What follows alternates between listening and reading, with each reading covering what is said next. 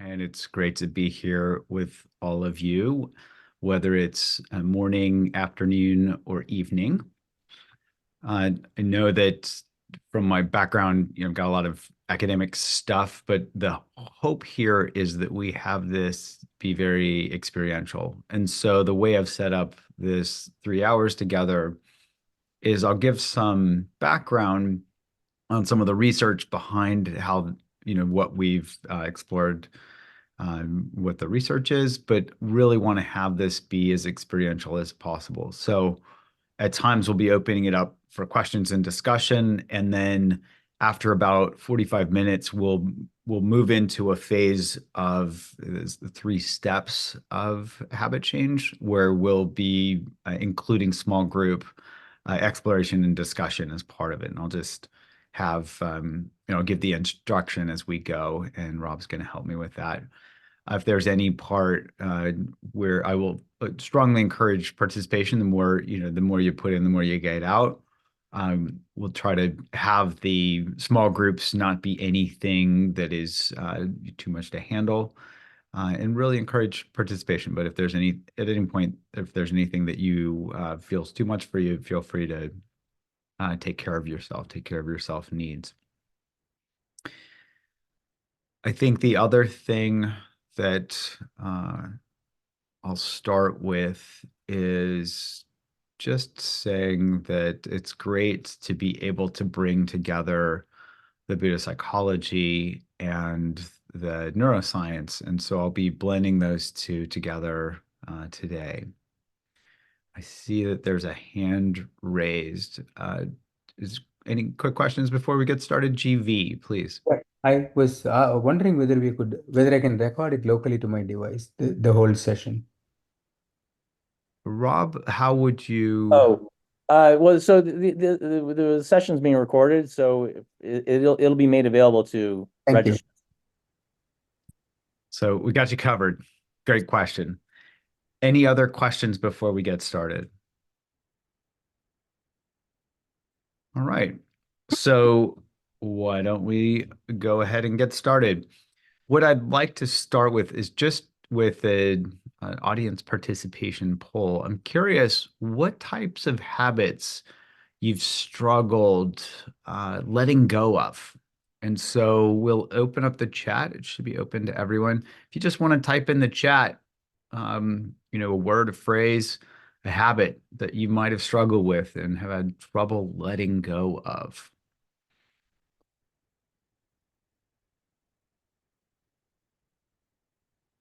Just make sure that the chat is open. So if you just want to type in any habits that you might have struggled with, just see if this is working, because I'm not seeing any. Maybe nobody has any struggles with any of their habits. No, it looks like all the messages are coming to me. Let me, Going to Sati Center. yeah, they're all coming to me. Okay. So folks, you can go to maybe your there's some chat. permission thing. Let me just make sure that it's we can redirect it. If Yeah. you can click on Sati Center and then change it to Judson. Yeah, or actually change it to everyone in the group so everybody can see this. Which would be even better if that's allowed. But I'll read some of these off because I'm getting all of them as direct messages right now. But we should be able to set that up so that everybody can post to the whole group. We can't post to the whole group. Oh, you can't. Okay, so maybe Rob can set that up as we go. Here. I just changed the setting. Try it again. Okay.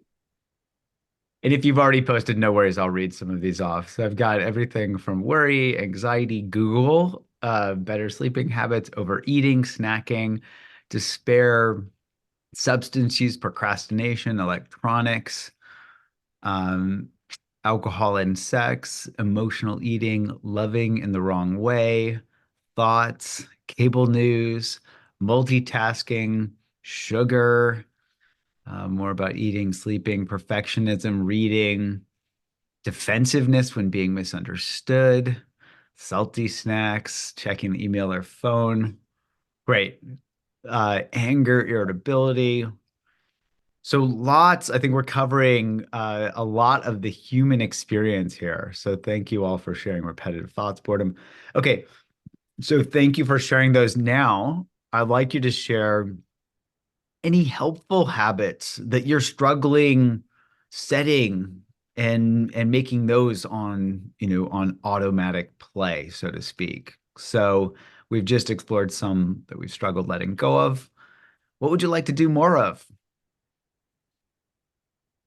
Meditation, exercise, eating healthy foods, walking in nature, building businesses successfully, everyday mindfulness, family time, moment-to-moment awareness, taking care of ourselves. See a lot around sleep, putting things away, formal practice, just getting out of bed, pausing before eating, getting up at the same time, developing gratitude practice. Wonderful. So thank you all for sharing. Paperwork, kindness, setting boundaries. All right.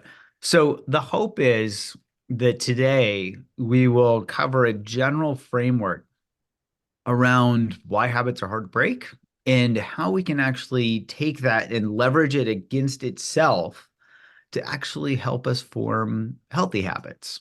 And so there is a lot to cover. I'm going to jump right in. And I thought, so I'm going to show some slides for a little bit just to give us some background. I'll pause after a little, probably it's going to be about 40 minutes or so, and I'll pause there for questions. So if you have questions, you can either post them in the chat. I won't address them immediately, but I'll address them when we pause, or you can save them and put them in the chat when we get to that Q&A piece.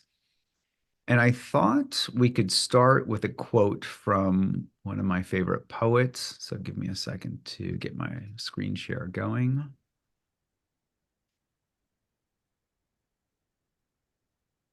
Okay. So this is a quote from Kabir. He says, oops, didn't jump to the first one. He says, I said to the wanting creature inside me, what is this river you want to cross? What is this river you want to cross? And as you might have seen from the next slide, do you believe that there is some place that will make the soul less thirsty? In that great absence, you will find nothing. So this is a pretty strong statement. So it's a great place for us to start together is to just check inside and see what that wanting creature is asking for. What is that river that we've been possibly trying to cross our entire lives? Or maybe it's multiple rivers, or maybe it feels like a great ocean. And then ask this question, are we looking for this place that's going to make our souls less thirsty? I'll give an example. We have an online community for our Unwinding Anxiety app, and somebody posted on there, whether maybe yesterday or the day before, I in our program, I talk about changing our relationship to anxiety. And sometimes we can get stuck in this idea that we can just get rid of anxiety, as an example. So here's an example of looking for that place, that anxiety-free zone that's going to make our souls less thirsty.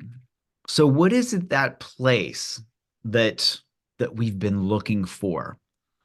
So just keep that in mind as we go through this time together, because this is often where the struggle begins, looking for that place that will make the soul less thirsty. And I think Kabir gives us a hint where he says, in that great absence, you will find nothing. And there's actually a play on words here.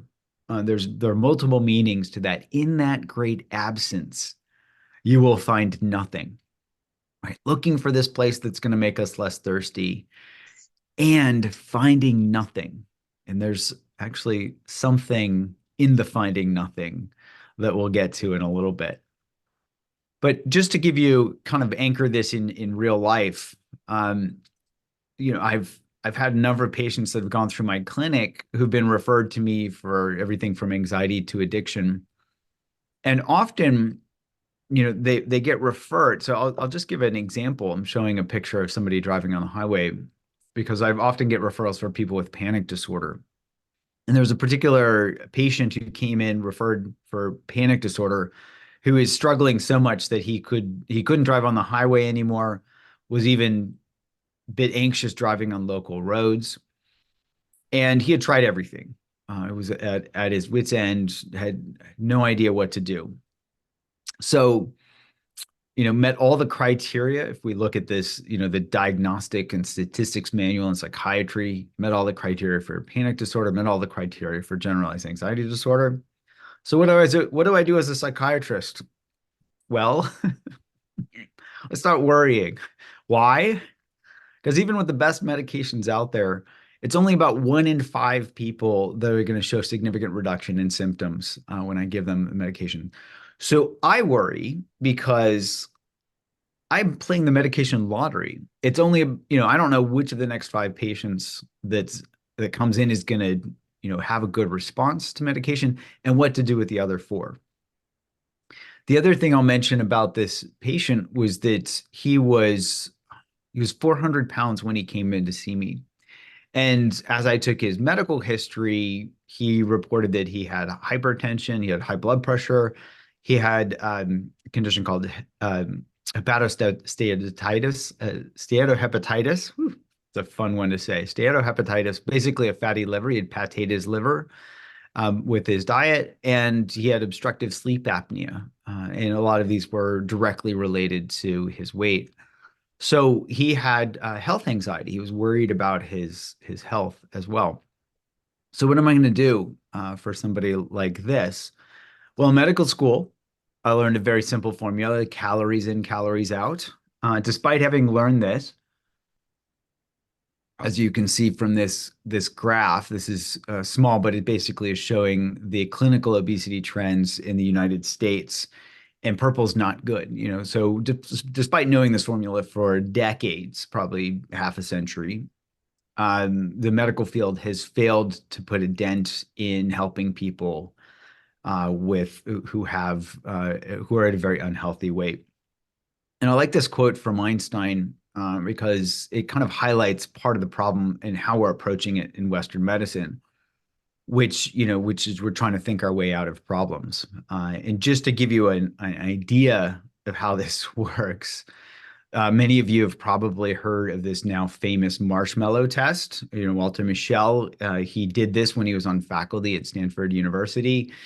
And the idea is to, and generally these are, and it's interesting that in these pictures that I've pulled from the internet, these are cute white kids, because this study that he first did was done with Stanford faculty members' children, and it was a very homogeneous group, and they were very, let's say, very high socioeconomic status, and probably all of them white.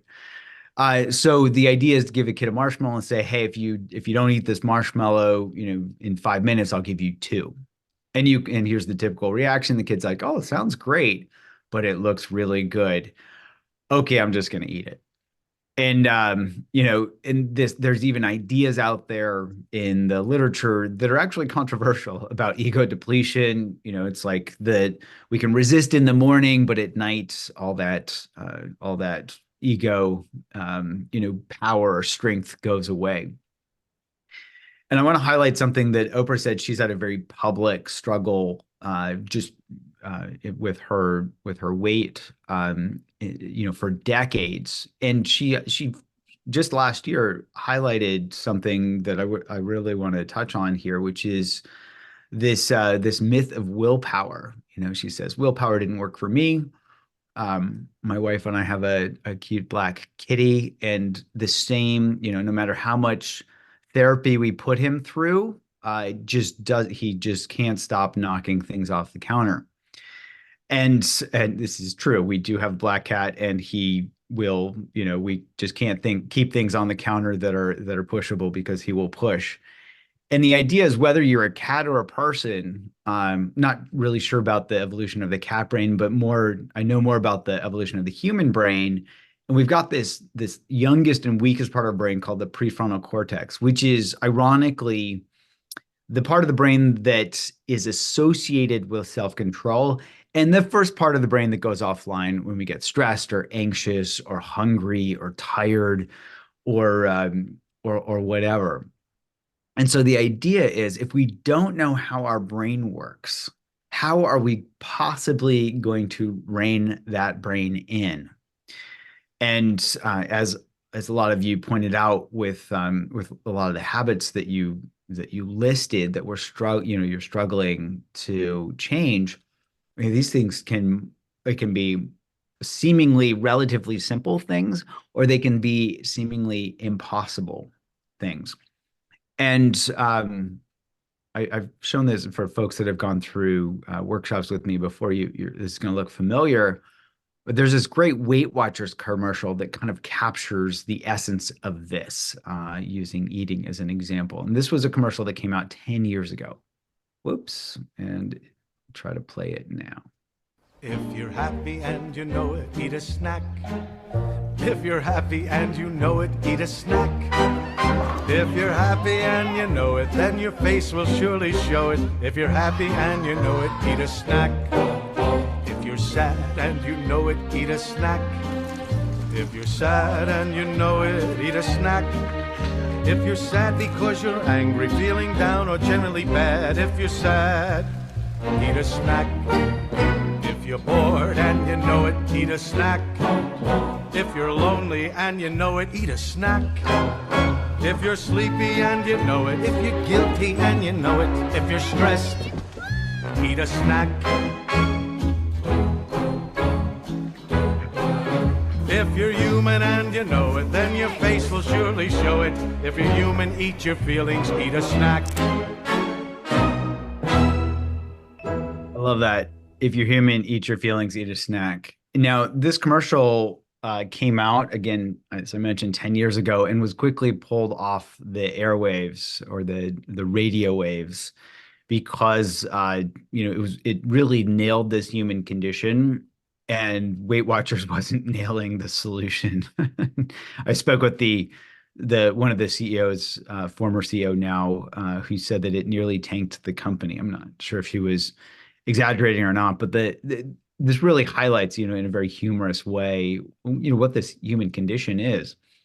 And we can kind of distill it this way, where we've got these old survival systems, and we'll talk about these in a minute, but we've got this younger and weaker part of the, brain called the prefrontal cortex that is very helpful for thinking and planning, but not so helpful when it comes to changing habits. Yet, for some reason, we have zoomed in on that and are trying to use that to change habits.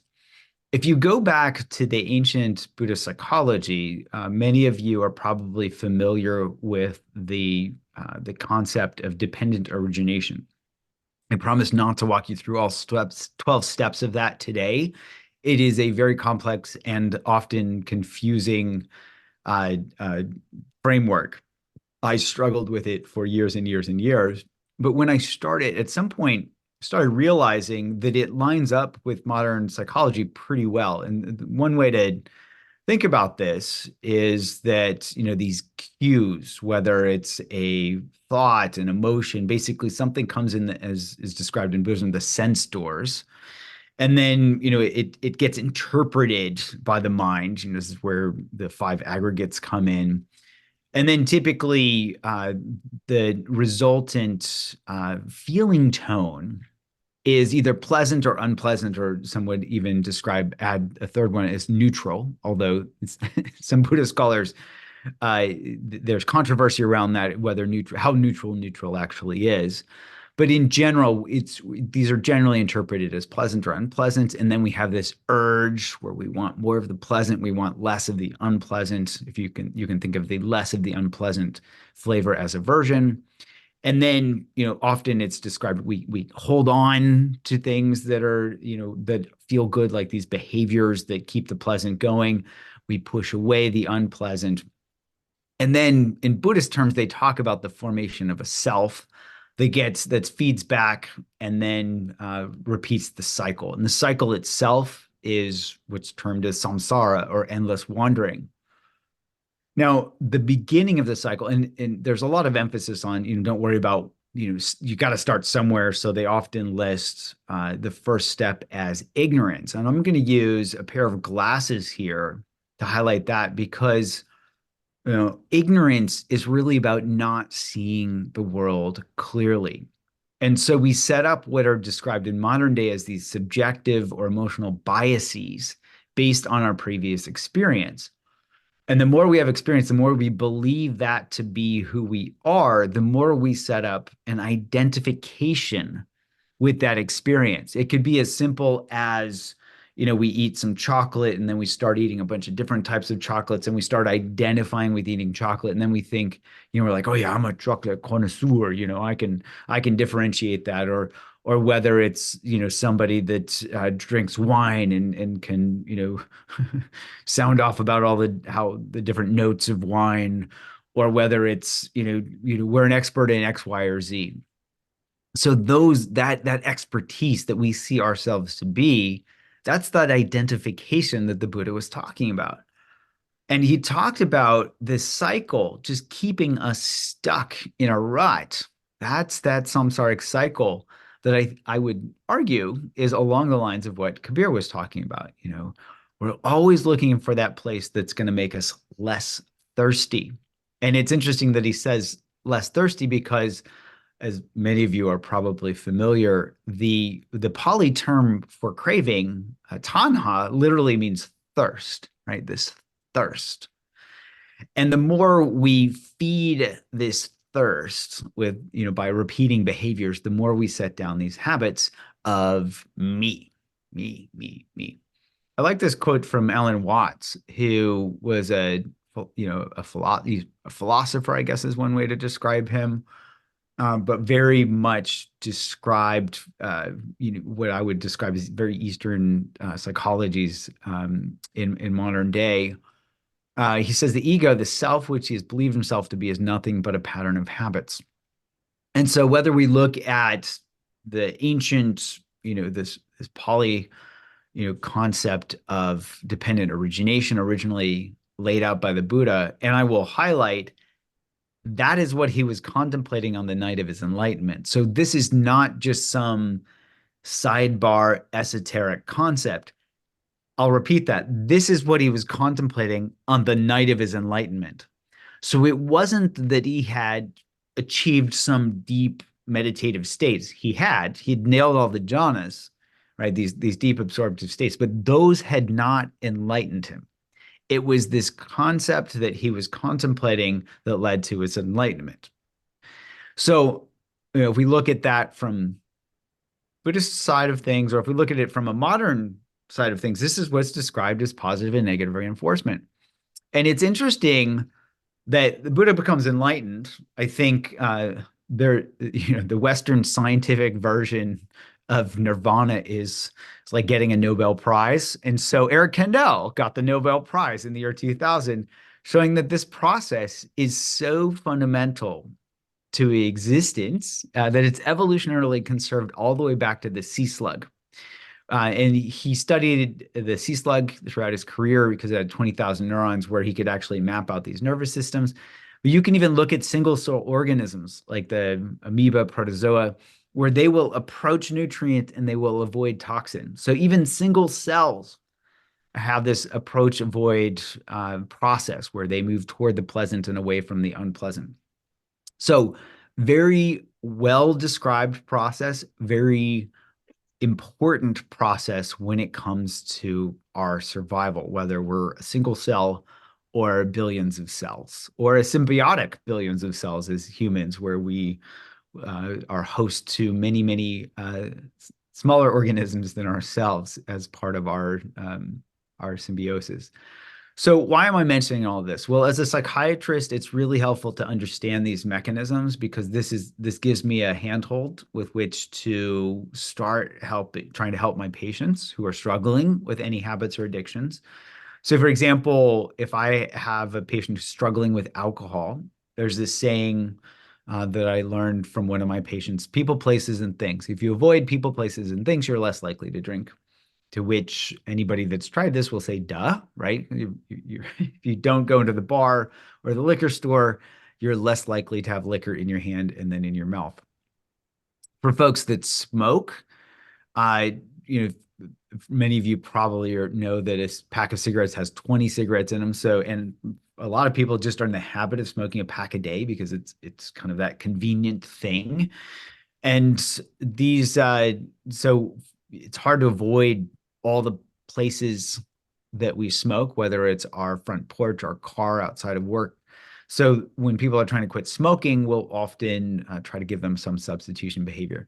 But you can see that neither of these actually dismantle this core habit loop, whether it's positive reinforcement or negative reinforcement.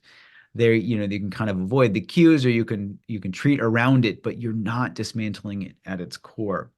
That's critical, and we're going to come back to this in a little bit. But just to simplify it, for pragmatic purposes, the way I think of this is, you know, there are three elements to any habit loop. And I'm showing you the one that all of our ancient ancestors used to remember where food is. You know, the trigger was hunger. The behaviors would go out and find some food. And the results, or from a neuroscience standpoint, the reward was that our stomach would send this dopamine signal to our brain when calories came in our mouth. I would say, hey, remember what you ate and where you found it. Now, in modern day, this is exploited to the nth degree. You know, if you think of food, there are a lot of food-like objects that are designed to be addictive. A lot of research has gone into this. There's a great book, I think, by Michael Moss that was, or you can just read his New York Times article from now 10 years ago, highlighting some of the ways, the nefarious ways that the food industry does this. Now, notice the color of the Dorito here. That's on purpose. Look at the Cheeto here, exact same color. That's because this is dialed in, you know, this neon electric eat me sign. Somebody once described it to me, actually relatively recently. You know, it tastes like more. So sometimes, because these are such foreign objects to our bodies, you know, we can't quite register what something tastes like, but it's just one thing that is for certain. It says eat some more. And so, for example, the cheese puffs that melt in your mouth, there's a term for that. It's called vanishing caloric density. And what that does is it tricks our bodies, where we put something in our mouth, and we're like, oh, I just ate something, and then it melts and it's gone. We haven't even chewed. And our body's like, did I just eat something? It's gone. And so we're like, well, let me try that again. Let me try that again. That vanishing caloric density tricks our bodies, just one way of tricking our bodies into eating more. So whether it tastes like more, or it feels like more, or it looks like more, all of those are problematic. I'm using food as an example. We can look at social media, which is exquisitely tuned to get us addicted. I think you get the idea. I won't go on and on. And what I'll highlight is there are a lot of neuroscientists out there that know how the brain works. And if we don't keep up with them, they're going to hook us and keep us hooked. So, you know, buyer beware, caveat emptor for all of us. And that's one, you know, if you get nothing else from this, this time together, from this workshop, just know this is how our brains work. It's not more complex than that. There's not going to be, it's unlikely that there's any crazy nuance that's going to come online in the next 10 years in neuroscience. This has been known for a long time. Eric Kandel, Nobel Prize back in 2000, almost 25 years ago. And I'll show later some reinforcement learning models that were proposed back in the 1970s that my lab and other labs still use today. So just keep this in mind, right? This is the behavioral neuroscience of learning. This is the habit loop. And we'll get into this more about how to work with this habit loop as we go through the workshop today. So modern day, let's rewind ancient history before paper was invented, I believe, at least in Southeast Asia. I know paper was invented in China a long time before in Europe, but the teachings of the Buddha were passed down orally for, I believe, close to 500 years before they were written down banana leaves and then eventually paper. So here, this is one of the suttas. Actually, the setting the wheel of Dharma in motion. In theory, this is the beginning of it all. And the Buddha says, and this, monks and nuns, is the noble truth of the origination of stress. In this translation, they're using stress. The dukkha is translated different ways. And actually recently spoke with Joseph Goldstein. He has a new translation of dukkha that he likes, that I absolutely love. And he says, dukkha, you can define this as the inevitability of basically getting something that you don't want, the inevitability of the unwanted happening, which is great. It's not that life is suffering, no, but inevitably something's going to happen that we don't want to happen. And I think it's also very actionable. So however we translate the origination of dukkha or stress, the Buddha goes on to say the craving that makes for further becoming accompanied by passion and delight, relishing now here and now there, craving for sense pleasure, craving for becoming, and craving for non-becoming. Now, this is a very famous sutta, but notice how he talks about these three different types of craving. So I've used food, I've used social media as examples. So there are these sense pleasures, whether it's food, whether it's a certain type of tea, whether it's watching videos, whatever it is. Sense pleasures are one type of thing that causes craving. But there's also this craving for becoming and craving for non-becoming, which can be confusing. And it certainly was for me for a long time. But it's this identification, this becoming. This is who I am. I'm a tea connoisseur, I'm a chocolate connoisseur, I'm a professor, I'm a whatever, right? That craving for becoming, wanting to be whoever that is we think that we are. And then also when things aren't going our way, that urge not to be. Oh, I don't want to be here. This is unpleasant. And at an extreme end, if you think of clinical conditions like depression, where somebody is just suffering so much from that depression, there can often be thoughts of just not wanting to be here anymore. So that craving for non-becoming is also there. So we see this not only in sense pleasures, but this craving for this self. All right. Another quote from the Buddha. This is it from the Majjhima Nikaya 75. He says, "Indeed, I have long been tricked, cheated, and defrauded by this mind. For when clinging, I've been clinging just to," and he talks about different aspects of experience. "With clinging as a condition, being, birth, pain, grief, and despair come to be. Such is the origination of this whole mass of suffering." So this is a nod to dependent origination, right? And he's saying, this is where suffering comes from. When we hold on to things, when we become identified with things. And so with this in mind, with the Buddha describing this beginning of the cycle of suffering, when we have these, get stuck in craving and clinging, how can we actually learn to step out of the cycle? So if we fast forward now back to modern day, the Buddha isn't saying avoid things. He's not saying substitute things, for whatever our sense pleasures are. Find something that's going to make us want less. Back to Kabir, he says, good luck with that.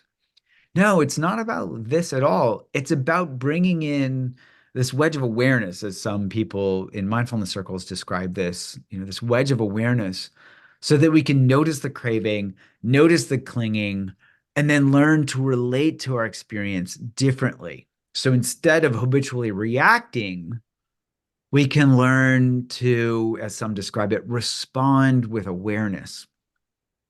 What does that mean? We'll get into that. Probably many of you have experience with this already. So I'll give an example. I had a patient who came to me after smoking for 40 years. We calculated the number of times he had spun that wheel of suffering, that samsaric cycle. 40 years, pack a day, ready? About 300,000 times. Yes, I'll say that again, 300,000 times, roughly. I think it was 293,000. But, within significant figures, you get the idea. It was a lot. And he had no idea that he was stuck in this habit loop. And so he didn't know how his brain worked. So some of the early research that I started on in my lab was seeing how we could help people get out of that cycle of smoking suffering, right? And so we did this crazy thing where we said, well, pay attention as you smoke. Pay attention. And actually, over 10 years ago now, wrote an article with a friend, Jake Davis, who's a Pali scholar, and then Joseph Goldstein. Many of you are familiar with him. Just a real, just one of the I don't even have words to say how much of an impact he has had on the Western mindfulness movement. Just an amazing teacher and humble and wise and just amazing person. So we wrote this article saying, well, what happens when we pay attention? Here's an example of what I was starting to notice in my clinic back in the day, and then also in my clinical studies, where we had people pay attention when they smoke. This person said, smells like stinky cheese and tastes like chemicals. Yuck. So that yuck is actually really critical. If we put this in the habit loop framework, it's called reward-based learning for a reason, because if the behavior is rewarding, we're going to keep doing it. If it's not rewarding, we're going to stop. And we're going to dive into this much more deeply as we go through the workshop together, but just keep this in mind. Okay? So this person started realizing, oh, wait a minute, this tastes like, chemicals, yuck. Or as Yogi Berra put it, you can observe a lot just by watching. Now, I'm gonna blow through a bunch of scientific studies. The purpose of this is not that you learn all the neuroscience behind this. The purpose of what I'm going to show you right now is that there's some research behind what we're going to get into in the pragmatic aspect of the workshop today. Okay, so I'm going to go through this quickly on purpose. If you have questions about the specifics, happy to send you any of the papers. I've highlighted a lot of these in my books as well, but the details really aren't that important. Okay, so our first study on smoking, we compared mindfulness training to gold standard cognitive treatment, the American Lung Association's freedom from smoking, 5 times the quit rates of gold standard treatment. Okay, boom, there's this signal there, right? And what we went on to look at the mechanism, and it does turn out that we could show that people can have a craving and learn to not act on it, and that drives a lot of the change in behavior. And so mechanistically, we could see this in our modern day clinical trials. We started developing digital therapeutics as a way to deliver this more at scale, so we could get them out into people's hands, but also study them. So we developed an app for smoking called Craving to Quit, one for eating called Eat Right Now, and one for anxiety called Unwinding Anxiety. We could pair these with online communities that I moderate on a daily basis, so we can have some Sangha here. People can share, support each other. I can answer questions, etc. And the idea is really to help people, pragmatically learn this cycle of suffering and learn how to work with it. I'll just mention we're really excited that the CDC has actually gotten on board, and now we're officially a diabetes prevention program, the first that is primarily based on mindfulness training, and a lot of that has to do with the research. So there was a study led by Ashley Mason.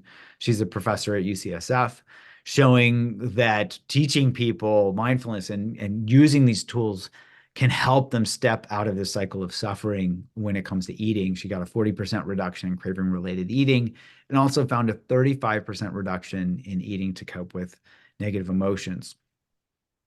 I'll just, same type of concept around anxiety. It might seem strange that we could apply this habit loop process to anxiety, but it turns out that anxiety is also driven through negative reinforcement, where the feeling of anxiety triggers the behavior, the mental behavior of worrying, which then results in making us feel like we're in control or at least doing something. And that's enough to feedback to keep us worrying.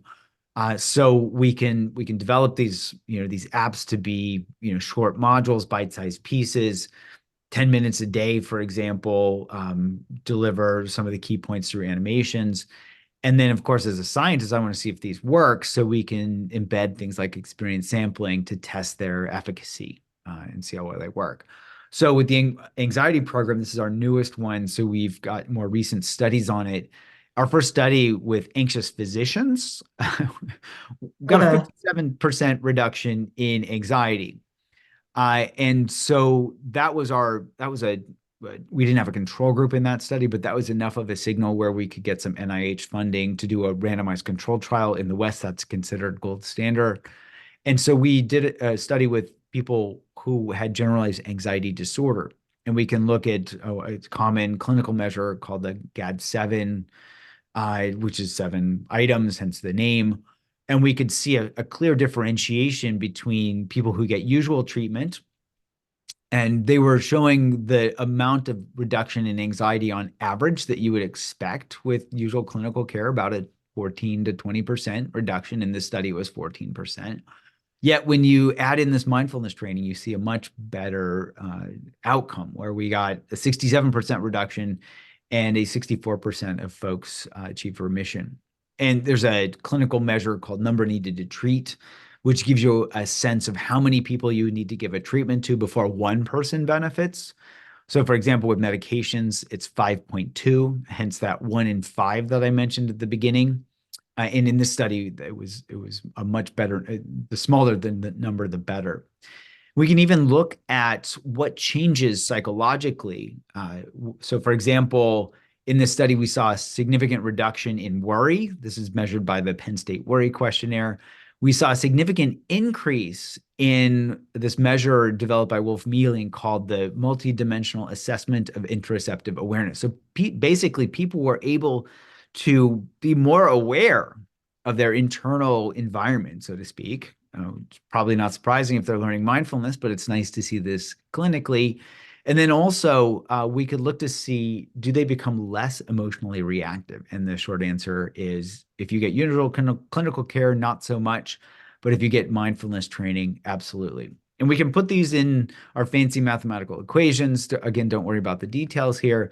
But the idea here is that when we become less emotionally reactive, we see a reduction in worry, and that reduction in worry is directly related to a reduction in anxiety. And so mindfulness training, on the whole, if we just bring this together, it seems to target these habit loops from a psychological perspective, and which is really encouraging for us to see.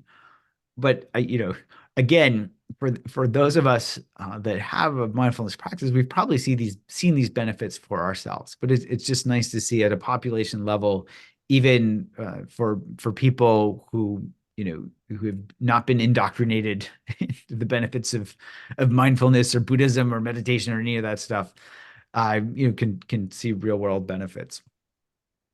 So what I'll do now, I'm gonna skip. I have some neuroscience that I don't want to talk about right now. We can certainly circle back to this, but just in the interest of us getting to the heart of it, getting to where we can actually pragmatically put these practices into play in our own lives.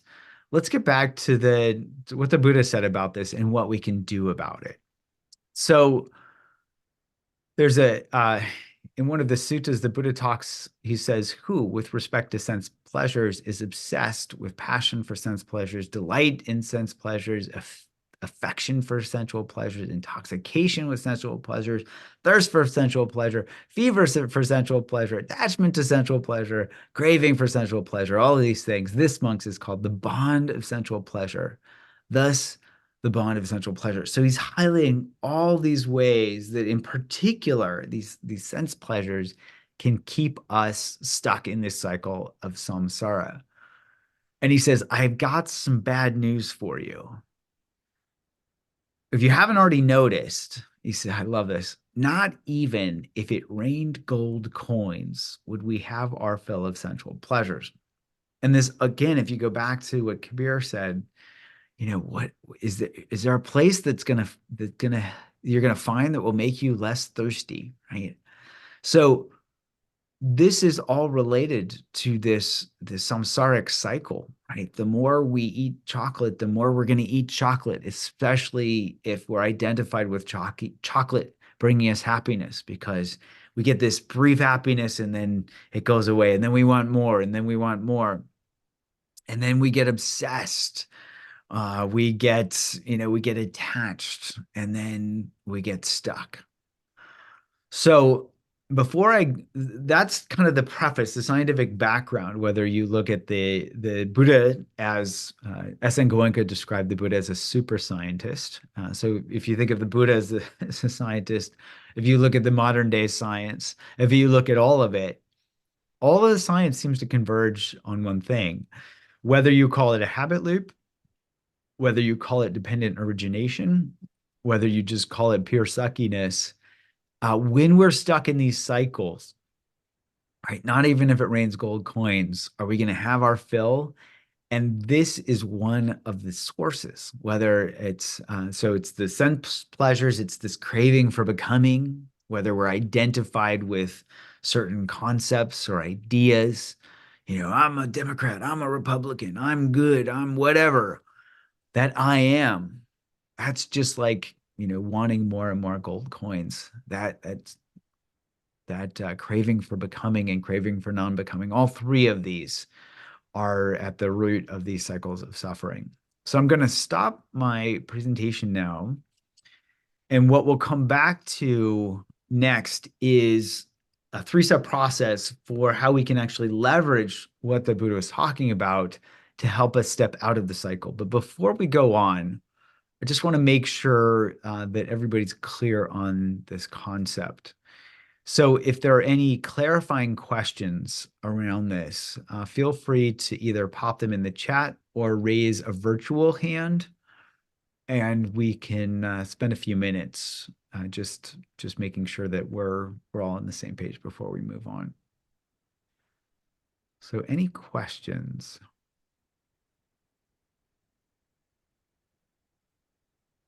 Okay, so I see somebody mentioned they've not been able to replicate the marshmallow study. Yes, I forgot to mention that myself, so thank you for mentioning that. Yes, there's been problem with replication, and also, I forget the researcher's name. I will have to find it to give her credit.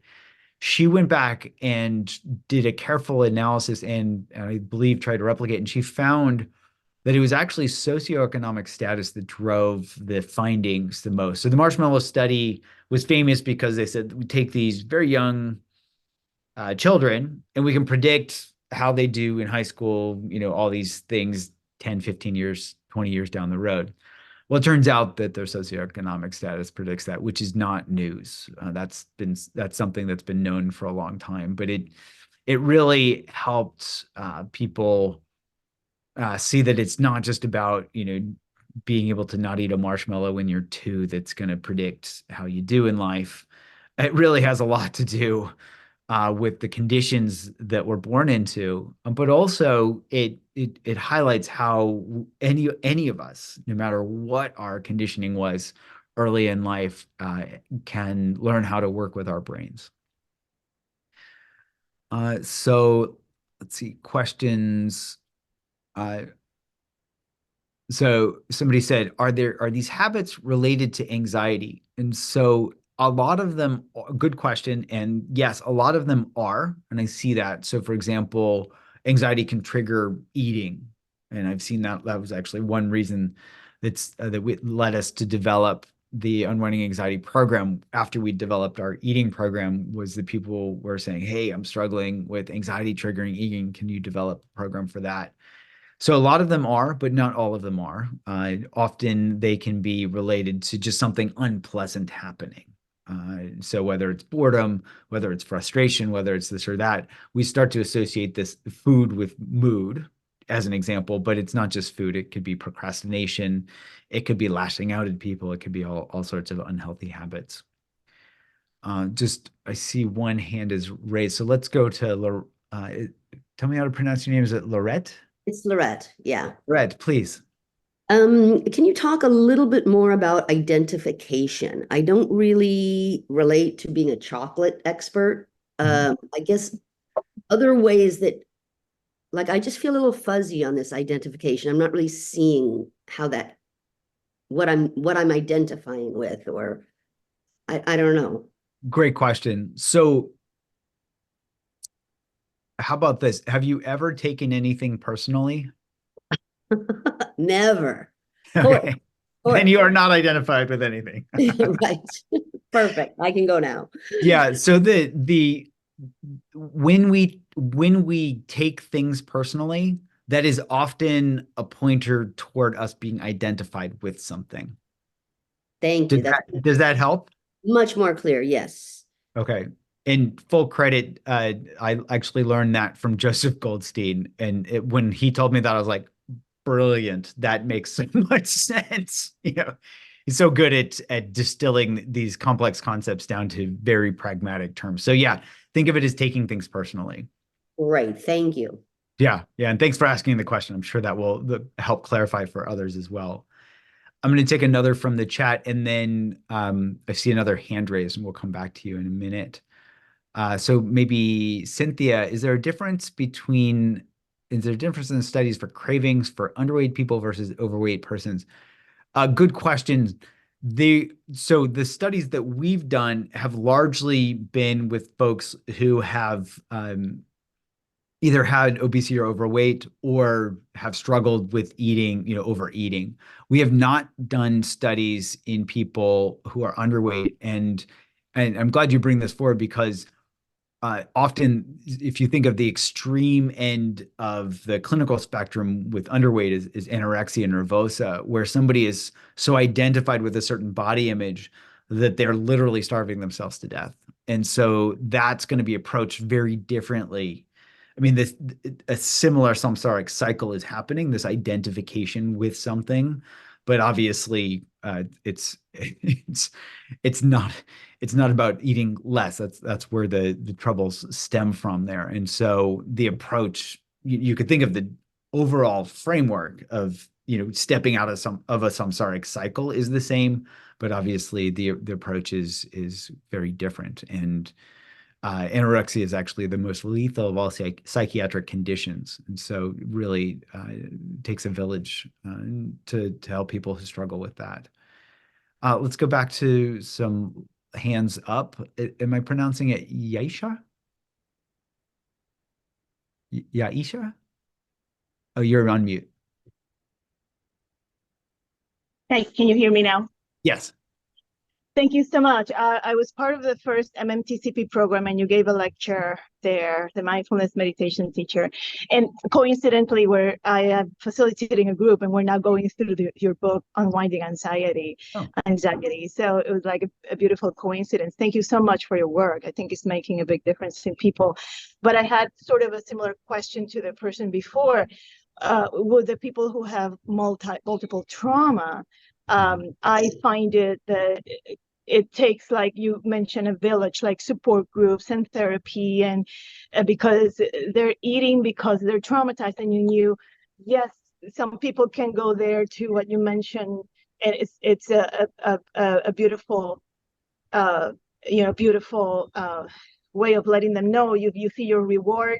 What reward you get, you'll get disenchanted, which is it's wonderful. But then so for people with trauma, I find they can see how uncomfortable it is to keep overeating or to not eat, but they cannot stop. And how I know that they need a psychological approach. Mindfulness teaching may not be enough, but is there, besides telling them you need to go to a therapist and you need support group, a lot of other things, is there anything else I can provide? And thank you. Yes, a great question. And so there's a great book by Trelevin. I think it's somebody can put it in the chat because I'm sure people know this off the top of their head. It's like trauma-informed mindfulness or something like that. Extremely helpful resource for anybody leading groups like this. And maybe you've already read it, but there are a lot of great concepts and pragmatic tools in that for helping people, providing a trauma-informed approach to facilitating mindfulness practices. In short, one way that I like to think about this is for somebody who's had a trauma history, it's the survival mechanism in the brain. I think of the analogy is that it's like a smoke detector, right? And so if there's a fire in the kitchen, we need to know that so we can put the fire out, get out of the house. For trauma, often our danger signal becomes this smoke detector that is miscalibrated. And so, like somebody who's at a smoke detector in their kitchen, I'm sure we've all experienced this, where it's like you're boiling water and then suddenly the smoke detector goes off and you're like, this is not useful. And so, that danger signal goes off when there is not danger. And then it can actually kind of reconsolidate memory that lays additional emotion on top of an already traumatic emotional memory. So it can actually exacerbate PTSD, post-traumatic stress disorder, for example. So here I like to think about this, and what I've done clinically is help people identify this smoke detector and see, hey, it might have helped you at one point, recognize escape danger. So now a good thing to do is check to see, are you actually in danger now? Right. And obviously if they're in danger, do something. But if it's that smoke detector that's going off when it's just steam and not fire, then we can learn to recalibrate it. And mindfulness practices can be very helpful here if facilitated, properly, where it's helping people feel the heat of that emotion, but realize that's not fire that's going to burn you now, right? That's an old survival habit. And in mixing metaphors, it's kind of like we've put on a pair of shoes that might have helped us in the past, and now learning that they no longer fit and they're actually painful to wear. And so that traumatic reaction that happens with PTSD is painful in the present moment. It's not helping us. It's actually keep holding us back. And sometimes that can even be layered on top of this craving for becoming, where if somebody becomes identified with, I'm just going to put out some terms here, but none of these are great. It's like, oh, I'm a trauma survivor. The I am. If we hold that too tightly, it can be hard to let go and move on. And that's important to be able to identify individually, and then at our own pace, be ready to move on. And then we can move on. But without that identification, it's going to be very hard to move on. So those are just some ways that I approach it. And it all comes back to kind of, okay, learning some of these basic mechanisms that our brains have. These are survival brains trying to help us out, and then they just kind of get locked into these unhelpful habits.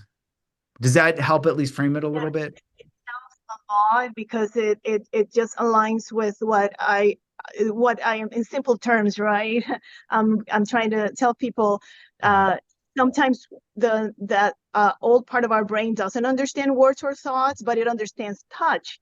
So if you tap yourself in places that access that parasympathetic nervous system and tell it you're safe now, right now there's no danger, that helps sort of like soothing the cat. That's soothing the cat, getting to purr again.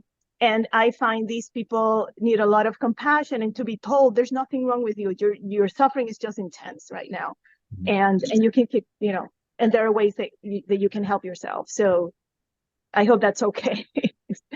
Yeah. And again, David Treleaven's work is really helpful in kind of helping us help folks kind of identify where they're kind of going into the red line, where it's like, okay, we need something to help us ground, those types of things. And that, one simple question that I use a lot is just helping people start to explore this question of, am I grounding themselves first, right, in something like whether it's some self-soothing or just a grounding mindfulness practice, and then asking, looking around, literally looking around and asking, am I in danger right now? Right? Because that gives our brain direct evidence that that's just the smoke alarm going off and there is no fire. Yeah. So Thank you. sure. Why don't we keep going? We'll take a couple more questions and then I want to make sure that we keep going. So I'm going to take one from the chat. Jerome says, how do you differentiate a craving from a preference? Is it only when the consumption is associated with a positive, negative experience? Great question. So here, and this is something that we can explore ourselves, is, a preference, liking. So in Buddhist terms, this Vedana or feeling tone is, if you look at it from a dependent origination perspective, it is a different step than craving, and which is a different step than clinging or attachment. And I don't think that's, the Buddha was very careful, I think, in how he taught things. So these are different things. So a preference, pleasant, unpleasant, right? That wasn't what the Buddha said was the problem. And these are actually inborn things. We're gonna, if the stove is hot, we're gonna have a preference, to see, oh, that's unpleasant if we go near it or if we touch it. So it's not the preference, it's not Vedana. And it's more when we get caught up in the craving. And here I think it's controversial and it's something for each of us to explore ourselves. Some would say it's the craving itself, and some would say it's getting caught up in the craving. And I think both are worth exploring. So I'm not going to say it's this versus this. Don't want to be attached to a concept.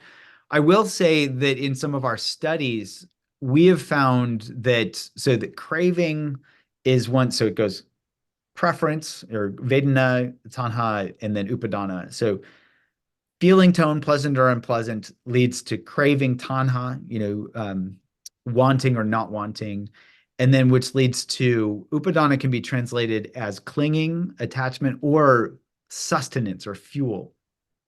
And we've found, so if you think of that fuel, let's use a concrete example of cigarettes. If you have a craving for a cigarette and then you smoke a cigarette, you're fueling that next cycle of samsara. And so if you stop adding fuel, what happens to that fire of craving? It eventually burns down. So some have argued that if you stop adding that sustenance, that fuel for the fire, the craving will burn down on its own. And we've actually seen empirical evidence for that in our smoking studies, where at the end of treatment, where people can learn to be with that craving and not feed it by smoking, that craving is still strong. And it's about 4 weeks, I think it's about 4 weeks later, if I remember correctly, maybe longer. It's a certain period later where we went back and asked people, and it was only then that craving had decayed over time. And it only decayed for the people that had actually quit smoking. For the people that were still smoking, they still had those cravings. So one could argue that when we stop fueling the craving, right, when we can feel the craving for what it is, but we don't get caught up in the craving, we don't get caught up in that clinging, that's what helps us break free from the cycle. And I would say, this is something for all of us to explore ourselves. Because often we're like, I just got to get rid of my craving. Well, how do we do that pragmatically? We'll talk about how to do that more. And some of the early evidence suggests that we can learn to step out of the cycle, and then that craving kind of burns off as that residual fuel is consumed. Okay, I see several more questions. What I'd like to do is maybe we can hold some of these questions after we get through the pragmatic pieces, because I think some of them will be answered, and if they aren't, we can come back to them. So for example, how do we stop the habit loop, etc. So let me just ask, are there any more clarification questions about what I talked about, as compared to a lot of these are pragmatic, like how do we work with this or that? So is there anything unclear about how the habit loop is formed? And if not, we'll keep going. Okay. And the other thing I'll say is we're not going to take any breaks during this 3-hour period. So if you need to take care of yourself, take a bio break, whatever, you can do that quickly, but I'm not going to build in breaks for this. So just pace yourself in terms of your bladder or your hydration or whatever.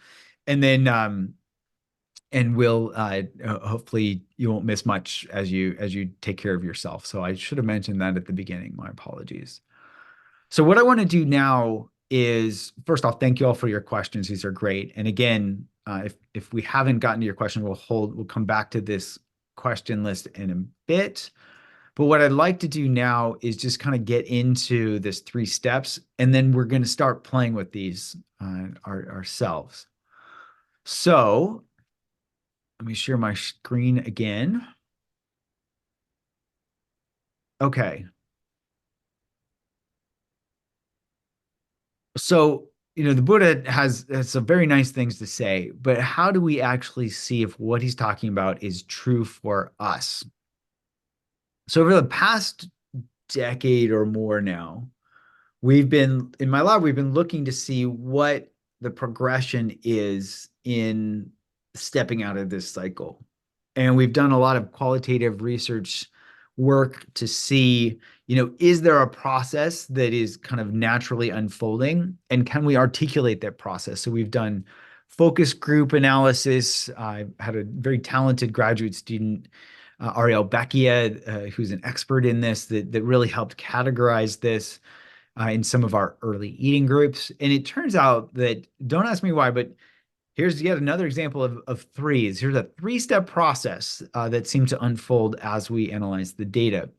And I'll just list them, and then we're going to get into each of these in depth, not only conceptually, but in practice. So I'll list them, and then we'll get into them. So this first step, becoming aware of being caught up in a habit loop. The second step is exploring the results of the behavior.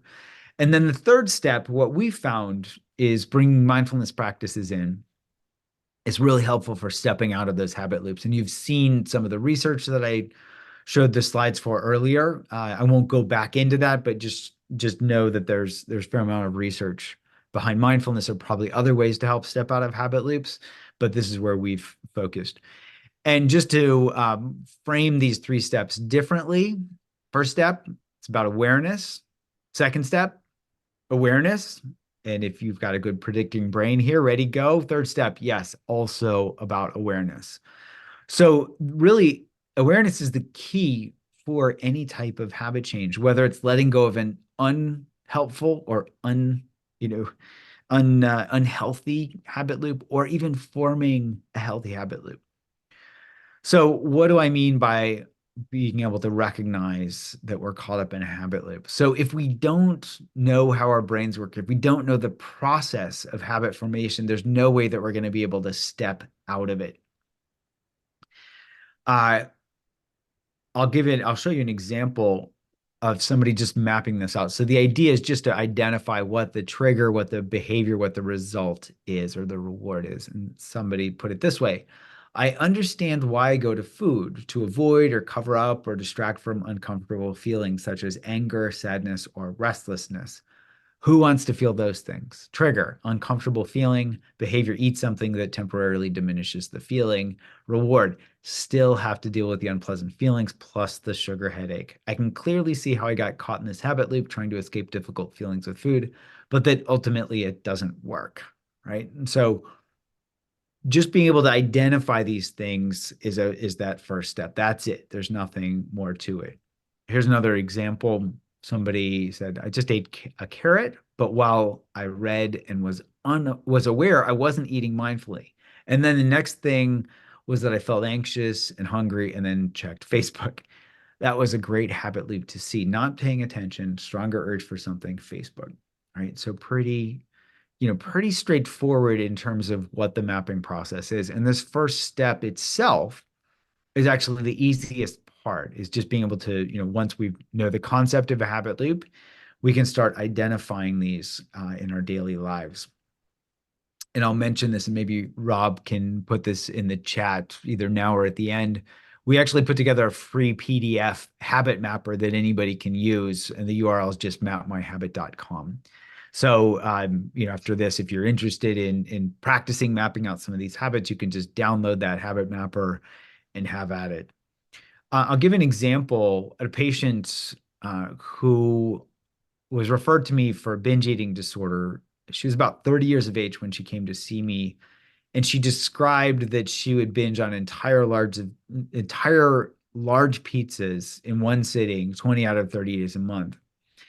And the way she put it when we started mapping out this habit loop together was that about the age of 8 or 9, her mom had started emotionally abusing her, and she would eat as a way to numb herself. And so when we mapped this out, starting 20 years before, she had learned, and one of the few things she had some control over was getting a hold of food. And so she'd have this negative emotion, she would eat, and then, as she put it, she would numb herself. She would get this brief relief. So she didn't know how this process worked. That was the first step in helping her step out of this habit loop, was just helping her see it and then start mapping it in her daily life. My patient that I mentioned at the very beginning, who was referred to me for anxiety, who had panic disorder and generalized anxiety disorder, he was about 40 years of age when he came to see me first. I might have mentioned that at the beginning, and had panic since 5th grade or so. So he'd had it for a long, long, long time. And so I sent him home after our first visit with just the instructions to map out his habit loops. Now, this is before we had our free habit mapper. So what I had in my office at the time was some sticky notes. So my patient took a picture of this several years later, or he took a picture of it and then emailed it to me several years later. So this is the literal first visit where we had mapped out, forgive me for my doctor's handwriting, but started mapping out these habit loops around his anxiety. And for him, it was this thought that he was going to get in a car accident, and the behavior was to worry about that and avoid driving, and then the result was to avoid having those panic attacks. So this is something that we all can do, and this is something that we're going to practice doing right now. And so as Rob sets up some breakout rooms, what I'm going to have you do is, actually, before I give you instructions for that, just want to see, are there any clarification questions around this first step, mapping out a habit loop? Trigger, behavior, result. Any clarification questions before we get into the breakout rooms?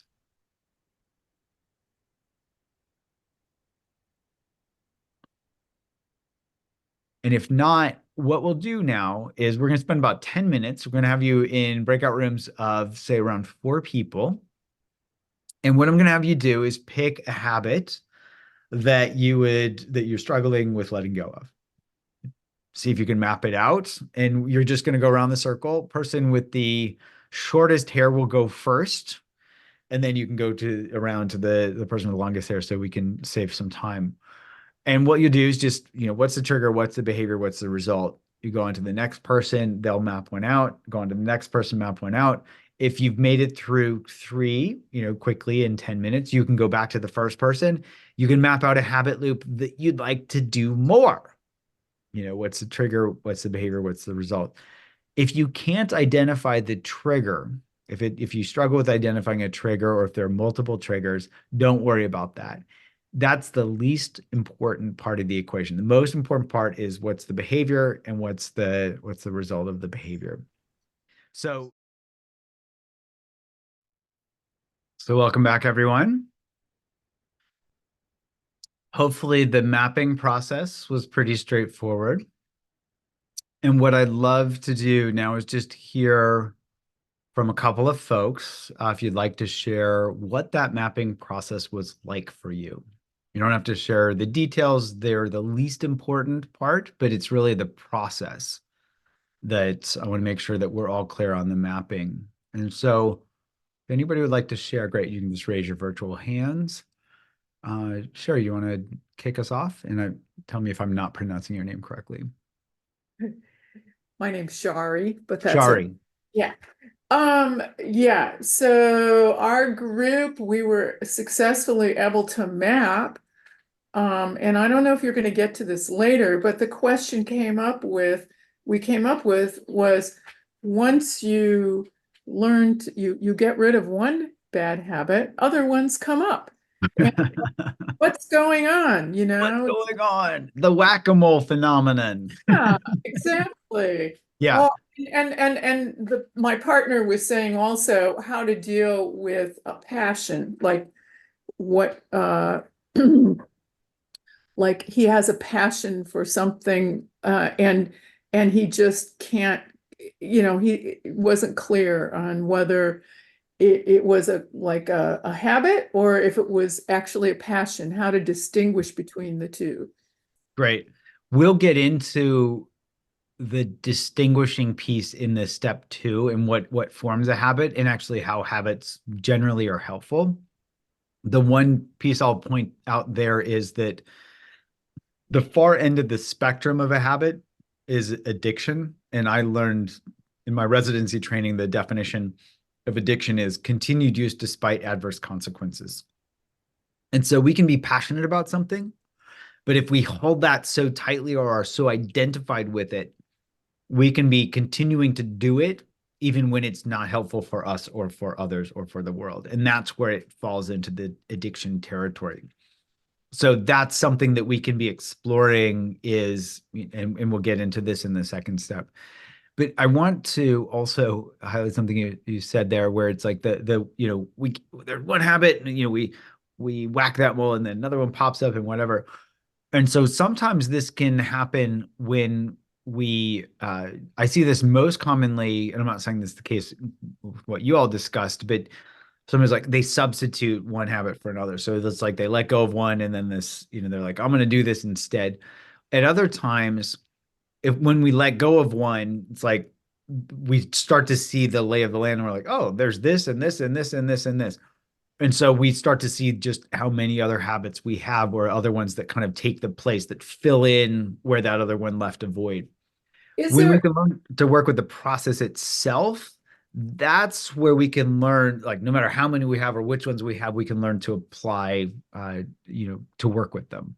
Right. I'm assuming as we go through the next few hours, we will get deeper into the process. But I was wondering if there's ever a situation where it's just innately who you are. It's like I can picture myself being one of those marshmallow children and restraining myself and going, oh, I'm not going to touch it. I'm not going to touch it. And, and not doing it, but being extremely stressed out in the process.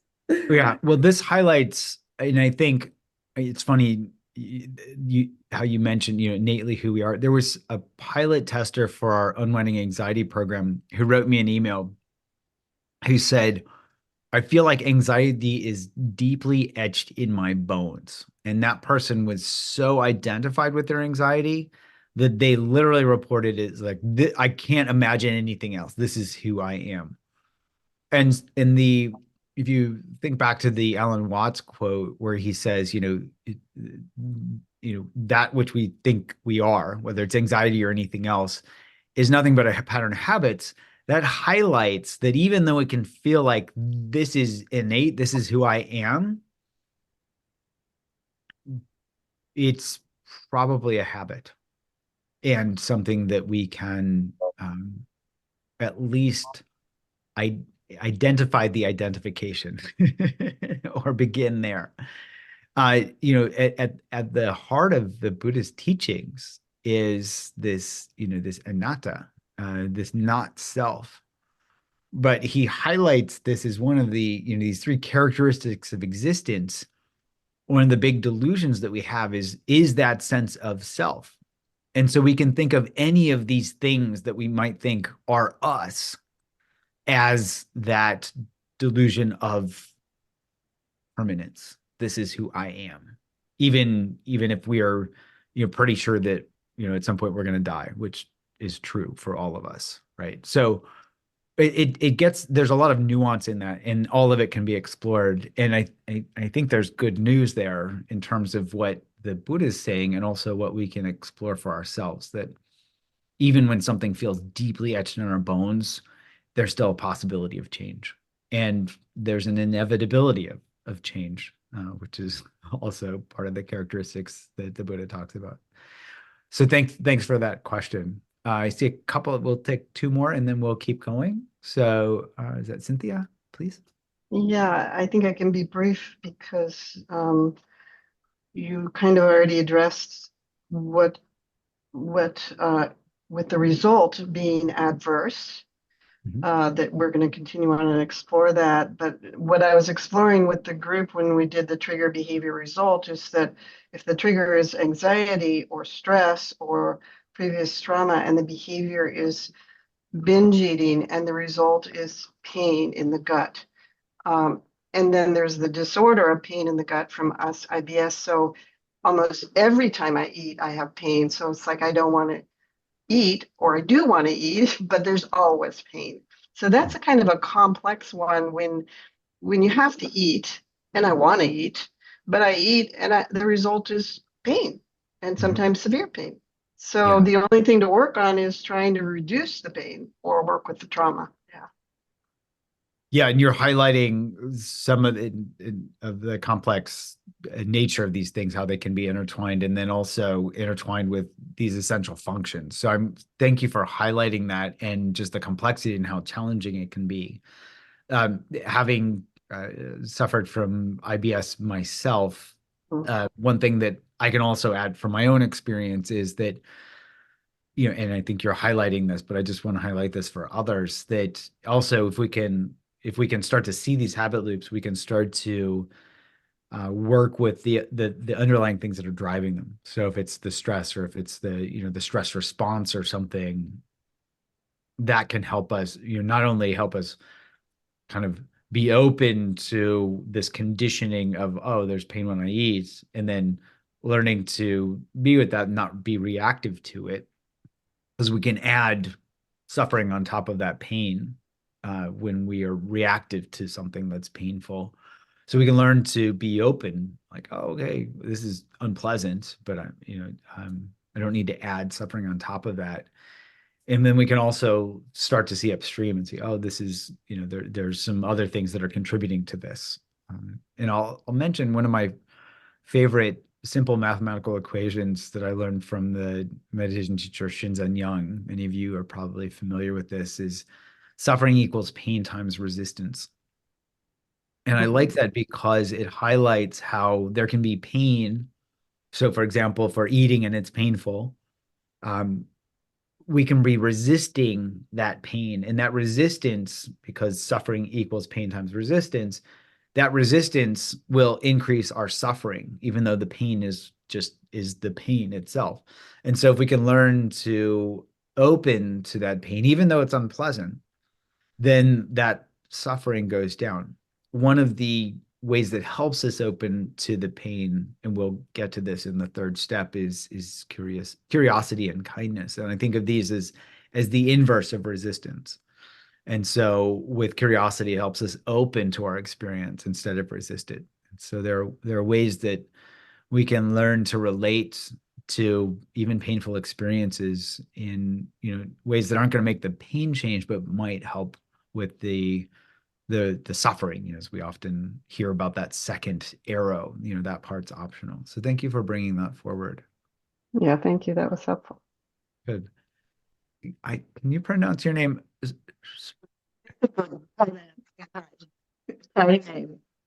Oh, say it one more time. Sorry, the audio didn't work. Sagun. Can you hear? Yeah? Now I can. Yes. Okay, please. good. Thank you. All right. Thank you. So our group pretty much, identified the habits that we don't like, we want to change. And in talking, I think everyone came to the point of revelation that the feeling before the entering acting on the bad habit. I think they were aware of that too. So that was nice that everyone come to that point. And then the next step is that now that we know that connection, what's next? Why can't we change the habit? And what's the next thing? So we're just waiting for your cue. So don't go away.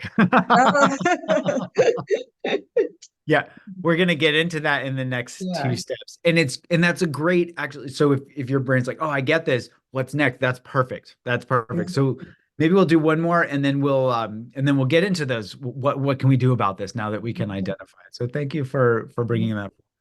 All right, so I'll read one more from Navalette that says, it was hard for me to distinguish what the behavior is from the result. Can the behavior be a feeling? It's a great question.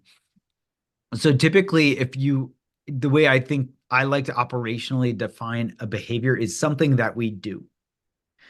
And I find that helpful because something that we feel could be something that just arises out of conditions and we have no control over. So we might react, we might do something because of a feeling. But the feeling itself, I would say, tends to either fall into the category of a cue or a trigger or a result. So, for example, the feeling of anxiety could trigger us to worry.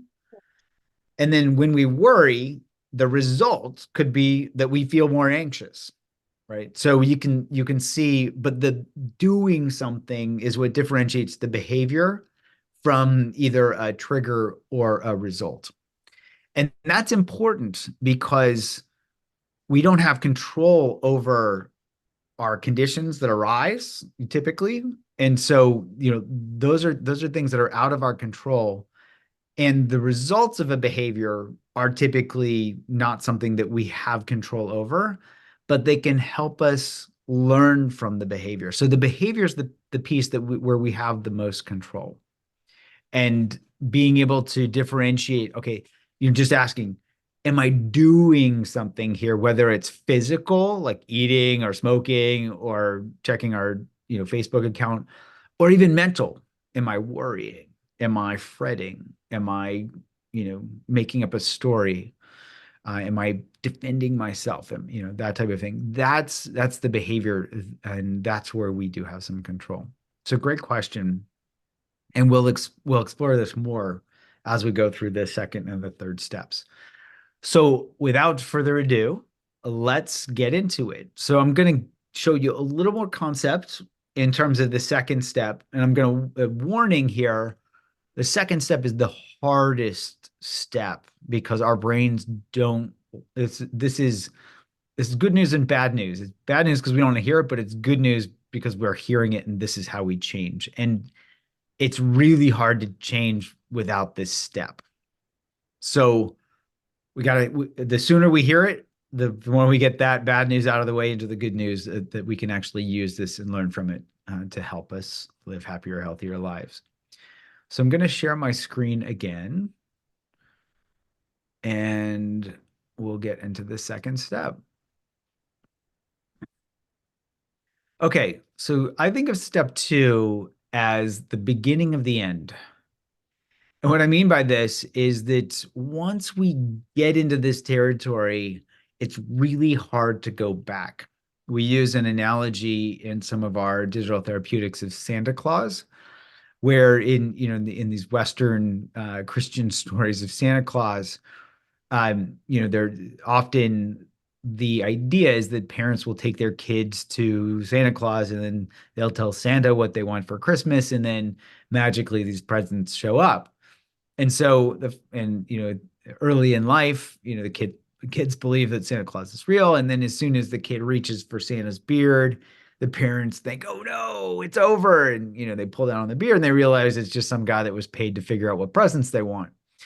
And so you can't unsee the end of Santa Claus. And the same is true for our behaviors.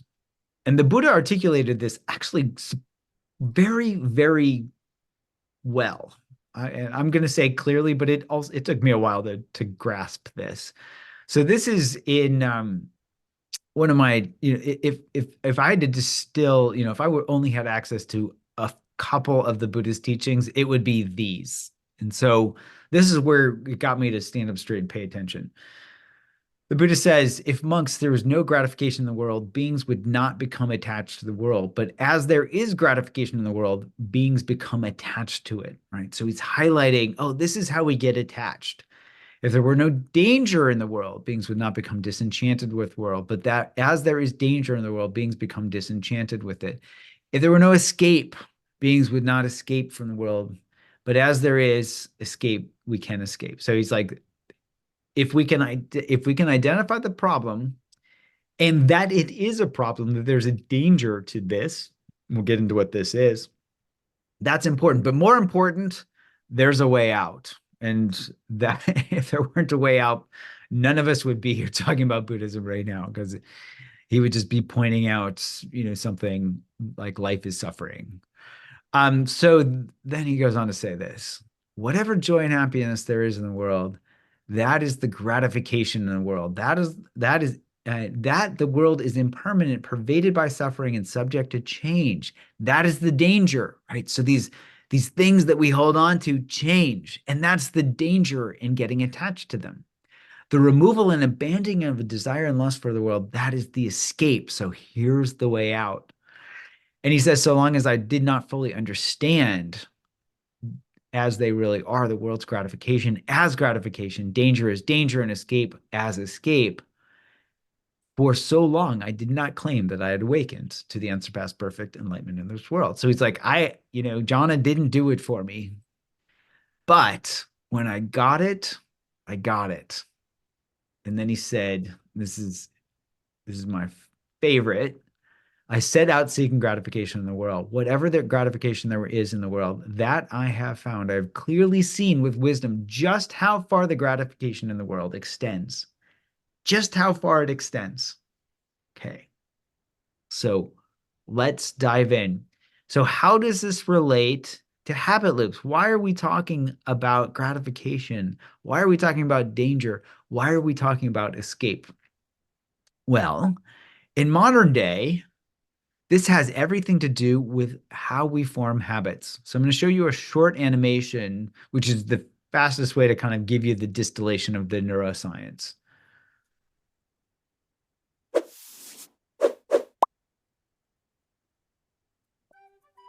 Why does your brain prefer cake to broccoli?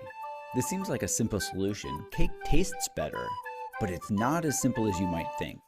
And the real answer gives us insights into why we act certain ways and how to break bad habits. Ready to dive in? Let's start with why and how our brains form habits. The why is simple. Habits free up our brain to learn new things. Think about it. If every day you woke up in the morning and had to relearn how to walk, put your clothes on, tie your shoes, make coffee, cook food, and eat, you'd be exhausted before you even finished breakfast. Habits help us learn something once, and then we can automatically act that behavior out without thinking. Simple, right? So how are habits formed? Notice how every single action you take doesn't become a habit. Your brain has to choose what to lay down as a habit and what not to do again. How do we do this? We learn a habit based on how rewarding the behavior is. This is called reward-based learning, and it has three components: a trigger, a behavior, and a reward. Let's say you see your shoelaces untied, that's the trigger, tie your shoes, that's the behavior, and then don't trip when you walk, that's the reward. The more rewarding a behavior is, the stronger the habit. In fact, our brains set up a hierarchy of behaviors based on their reward value. The behavior with the bigger reward is the one we act out. This goes all the way back to our caveman brains that are set up to help us get the most calories we can so we can survive. For example, sugar and fat have lots of calories. So when we eat cake, part of our brain thinks calories, survival. So we start to prefer cake over broccoli. Our brains remember which foods are more rewarding, which is why our parents never served dessert at the same time as dinner. Given a choice, we'd fill up on cake before we ate our vegetables. But it's not just calories that count. our brains also learn the reward value of people, of places, and things. For example, think back to all of the birthday parties you went to as a kid. Your brain combines all of that information, the taste of the cake as well as all the fun you had with your friends, the presents, and the ice cream, of course. All of this information goes into a single composite reward value. And this reward value gets reinforced with each party we go to. When you are grown up and see a piece of cake, you don't have to relearn what cake tastes like or remember any of the fun from the times you ate it. The association you learned as a kid kicks in. You just know that eating cake makes you feel good, and it triggers that automatic and habitual response to eat it. Think of learning a habit as set and forget. Set the reward value and forget about the details. This is also why it's so hard to break bad habits. If you're trying to cut down on automatically eating every piece of cake you see, what is the standard advice that you get? Well, use your willpower and just don't eat it. Think of all the calories and what? Think your way out of eating? This might work sometimes, but more often than not, in the long run, it fails. Why? That's not how our brains work. To change a behavior, you can't just focus on the behavior itself. You have to address the felt experience of the rewards of the behavior. If it were as easy as thinking our way out of a behavior, we'd just tell ourselves to stop smoking, stop eating cake, stop yelling at our kids when we're stressed or whatever, and it would work. But it doesn't. The only sustainable way to change a habit is to update its reward value. That's why it's called reward-based learning after all. So how do we update reward values and break bad habits? One simple ingredient: awareness. To change a habit, our brains need new information so they can see that whatever the value that they had learned in the past is outdated. By paying attention to the results of the behavior in the present moment, we can jolt our brain out of habit autopilot and see and feel exactly how rewarding or unrewarding it is for us right now. This new information resets the reward value on that old habit and moves better behaviors into automatic mode. Here's an example. In our Craving to Quit program, we don't tell users to force themselves to stop smoking or that smoking's bad for them. They already know this. Instead, we teach people to pay attention when they smoke. Most people start smoking when they're a teenager, so they've laid down a strong reward value for cigarettes, being young and cool at school, rebelling against their parents, all of that. We have them pay attention when they smoke so they can see how rewarding smoking is for them right now. What do they notice? After doing this exercise, someone in our program commented, "Smells like stinky cheese and tastes like chemicals. Yuck." Did you notice how this person paid attention? They weren't thinking, "Oh, smoking's bad for me." They brought awareness to their experience of smoking as they were doing it, noticing the smell and tasting the chemicals in cigarettes. Yeah, smoking tastes like crap when we actually pay attention. This kind of awareness helps us reset the reward value in our brain, which in turn helps us break that habit. Can awareness really help us change deeply ingrained habits? We wondered the same thing, so we actually did the scientific studies to see for ourselves. In our Eat Right Now program, where people use an app-based mindfulness training to learn to pay attention when eating, we built in a craving tool to measure exactly how rewarding certain eating behaviors are. The craving tool has them pay careful attention as they overeat or eat a certain type of food so that their brain can accurately update the reward value. We have found that it takes as few as 10 times of using the craving tool for people to update the reward value of their habitual behaviors and change their habits. In one study of our Eat Right Now program, we saw a 40% reduction in craving-related eating. Just think about this for a moment. This is huge. These studies show that people are no longer habitually reacting to their triggers. They don't have to force themselves to stop. They can move beyond willpower. How are they doing this? They're leveraging their brain's strength, the very same processes that set up their old habitual behaviors to break free from them. Now that you know how your brain actually works, it's time to update your approach to changing habits. Quit relying on willpower and go to the source, reward value. And don't forget, a little awareness goes a long way.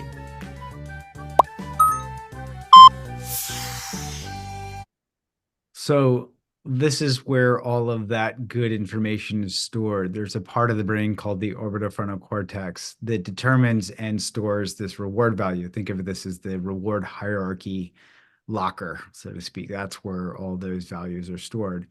And in fact, there are some very simple looking equations that can determine how rewarding behavior is. And importantly, these also determine the likelihood of changing a behavior.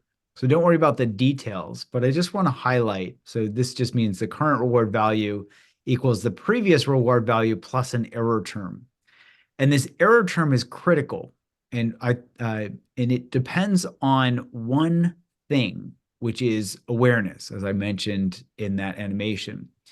So let's use a real world example because this is how it truly works. This error term tends to come in two forms, what's called a positive or a negative prediction error. And what that means, let's say that there's a bakery that opens up in my neighborhood, a new bakery. And if I go in there and true story, I'm a big fan of mango habanero truffles. There's a truffle place that my mother-in-law gets me some amazing mango habanero truffles for the holidays. And so I've got a certain bar for mango habanero truffles. It's pretty high. And so let's say this new bakery opens up and they're like, hey, we make mango habanero truffles. And so I go in and eat one. And if it's like mind-blowingly good, it's like the best mango habanero truffle I've ever had, I get what's called a positive prediction error, as in it's better than expected. What happens in my brain is I get this dopamine spritz that says, hey, remember this. This is a good bakery. They can actually do mango habanero truffles. On the other hand, if I eat it, I'm like, tastes like cardboard, I get a negative prediction error. And my brain also gives a dopamine spritz, slightly different, where it says, hey, remember this, not a good bakery. They haven't quite nailed that formula for mango habanero truffles. For both of these, for a positive and a negative prediction error, I have to pay attention. If I'm not paying attention when I eat it, I'm not going to update that reward value. And that is critical for both letting go of unhealthy habits and also forming healthy habits, right? This goes back, well, we'll talk about this in a minute, about how this relates directly to what the Buddha was talking about in terms of exploring gratification, to its end. I'm going to show you some data first. This is what it looks like in real life. We've done studies where we have people go through a mindful eating exercise, and we can measure that reward value change in their experience. So you can see this is the reward value on the y-axis, and this is the number of times that they basically pay attention as they overeat or eat junk food or whatever. It only takes 10 times before that drops below 0 and keeps going south, and they start to shift this behavior. Okay, this is our first study. In about 40 people, we did another study with a community sample of over 1,000 people, and you can see pretty quickly, if we pay attention, our brain learns, right? Now, this makes sense because we actually don't have a lot of time to, if something's dangerous, we have to learn pretty quickly. So for example, we don't have 20 chances of stepping out into the street and almost getting hit by a bus to learn, hey, put your phone away and look both ways before crossing the street. We have to learn quickly so that we can survive. And this is also true for things that aren't, literally life and death. But the more we pay attention, the more quickly we're going to learn things. So even if we've been overeating for 40 years, it's not going to take us 40 years to change that behavior. Our brain is tremendously plastic and tremendously adaptive, really good at being able to change as long as we leverage the change mechanisms. And in this case, it's awareness. So nobody says it better than the people that actually do it. Here's an example. Somebody said that to your sneaky habit loop that says eating junk food is fun. I am on to you, right? I'm on to you. Another example, this is somebody kind of starting to see that it's just not that rewarding. It's distracting, also can create a pleasant shift for a moment, but then you need more food, more distraction, right? So this person's starting to explore gratification and see how far it gets this person. Another example, shift is happening. I'm choosing more healthy foods. The sugary things are less attractive. Satiety is now coming into focus, right? So as we start to explore how rewarding or unrewarding behavior is, we become less attracted to it. This is food. We see the same thing in studies of smoking. Oh, actually, I need to update this slide. This is now a published study.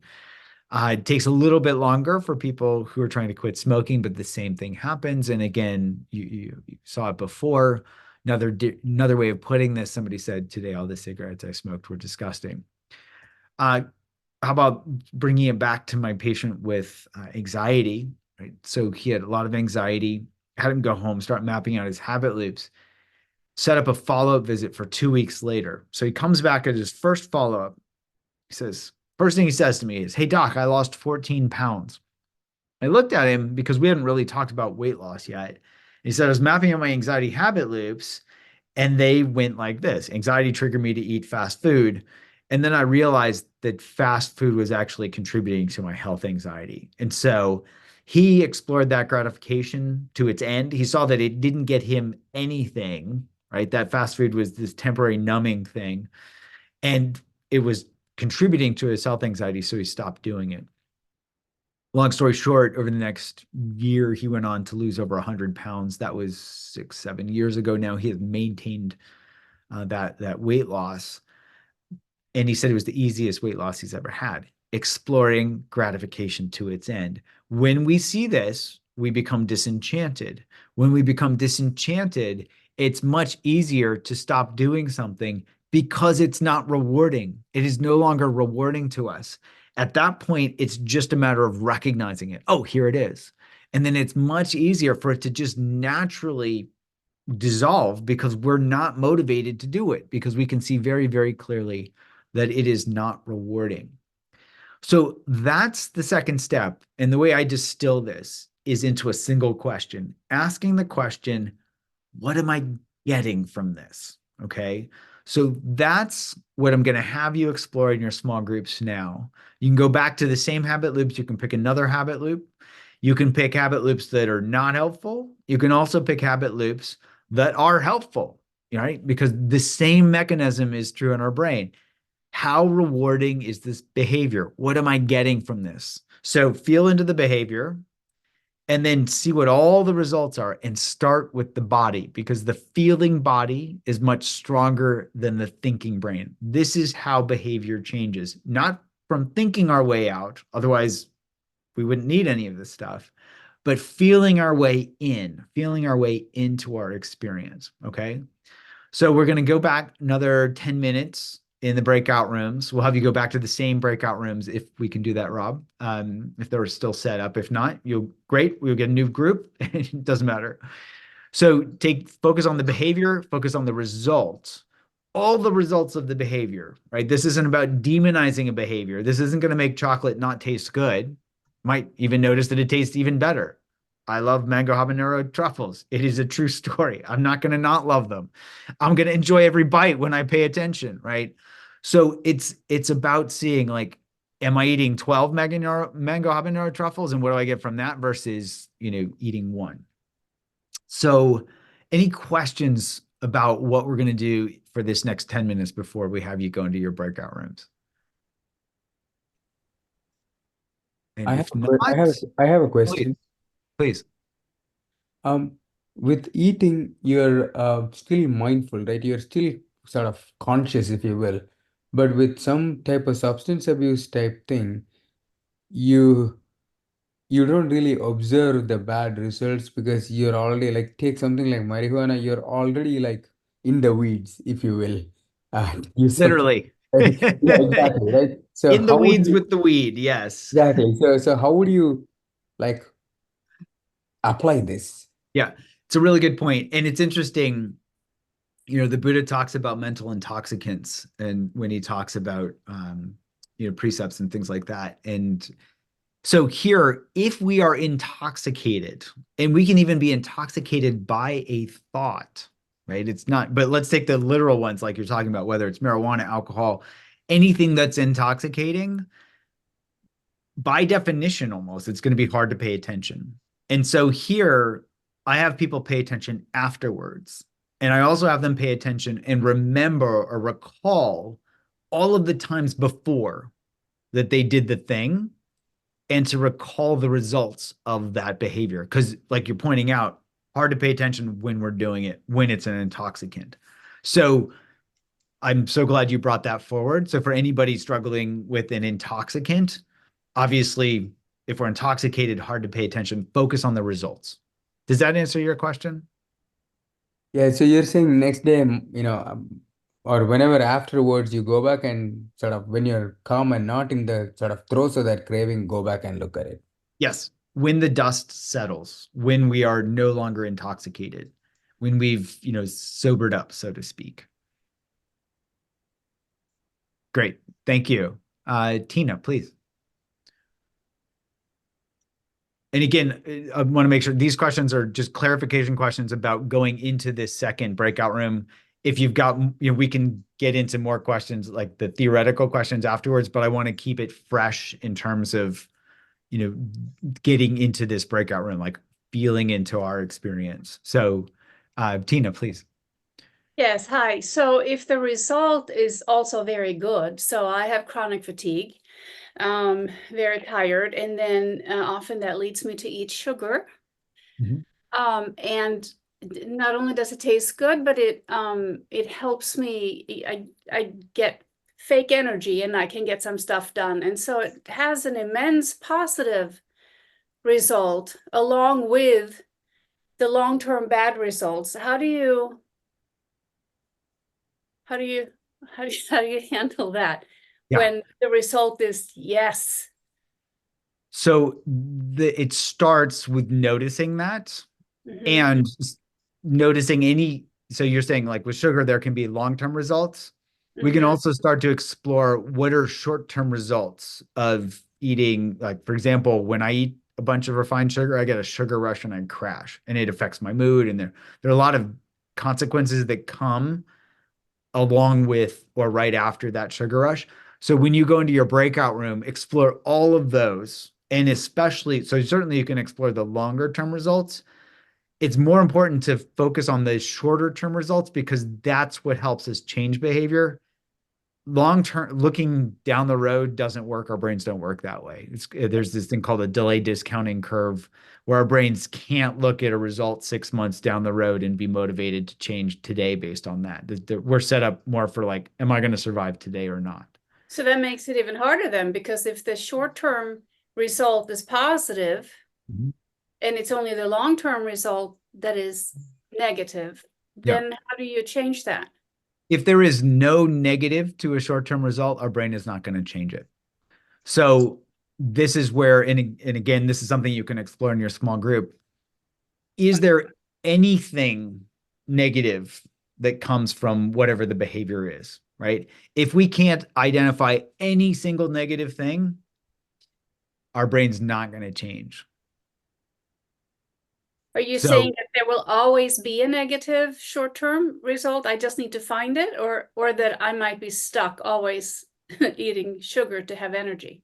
I would say it's worth exploring. There are plenty of immediate short-term results that come from eating sugar, and if you really want to do the experiment, get a bowl of sugar and just, obviously if you have diabetes, I'm not suggesting this, do harm for yourself.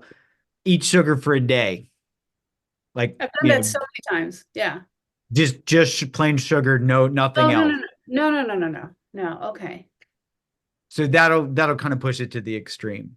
But again, if you're not noticing, there can be a lot of subtle things that happen and things that are hard to make that are hard to see that as a result, but that's what we'll have to explore. And if your brain is fully convinced that there's nothing wrong with sugar, all I can say is keep exploring. Okay. Okay, good. Thank you. Yeah, but I don't want to sugarcoat this. But that's the truth. Like if we are fully convinced, we're like, different example, if I'm fully convinced that me being a jerk is the way to get ahead in life, and I can't see any of the downsides to it, it's going to be really hard for me to stop being a jerk until I start to see all of the consequences. So one thing, it's not just about us, it's also looking at how we're affecting our environment in the world as well. Sometimes everything's great with me, and everybody's like, you're a disaster.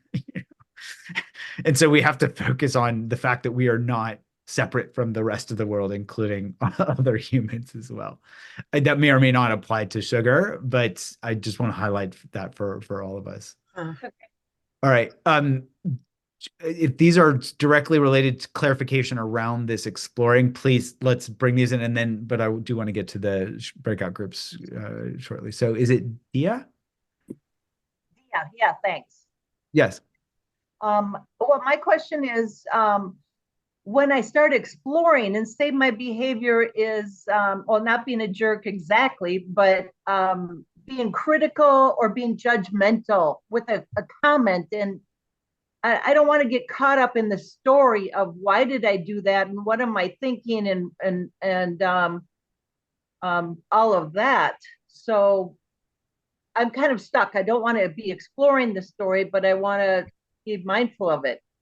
Absolutely. So you're highlighting something really important, which is the story is not as important as the results in those felt experience. So as an example, and this is what you can explain to anybody else that as an example like this, when I get caught up in the story, what are the results? Right? Because the behavior is getting caught up in the story.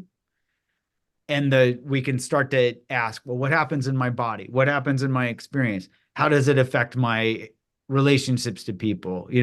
What are all the results of getting caught up in the story? And that's the results, or the results category to be exploring. Does that get at your question? Well, I don't know how to explore it without, because I actually believe I'm being helpful to other people by pointing out how they could be better or something. And then I see the results afterwards that, oh, yeah, I guess that wasn't very skillful. So that's it. You just pointed, so that's the thing to focus on. Oh, that wasn't very helpful. So how do you know, and not for us to, this is for you to explore in your small group. How do you know that it wasn't helpful? Did it affect your relationship with them? Did it affect your relationship with you? Did it cause rumination? Did it cause anxiety? And we'll explore in the third step, are there other things we can compare the judgment to that might be a more skillful way to interact with other people, right? So difference between discernment and judgment, right? When we're making a judgment call versus just discerning whether something is helpful or not. But we'll get into that in the third step. Hopefully that's enough to start playing, enough of a nugget to start playing with. Yeah. Thank you. Okay. Great. We'll take one more. I just want to clarify that you are not asking us to look for the negative aspect of that reward, because we saw the good positive aspect of the reward. That's why we keep doing it, right? But you said in this exercise, look for a different scenario that may be negative so that you can relabel it and get out of it. Is that what you try and get us? Yeah, thank you for the question. I wasn't clear enough. So I'm saying here, look at all of the results. So from a brain perspective, this is called reward-based learning, but it's a misnomer from an experiential perspective. More helpful to think of it as, what are all the results of this behavior?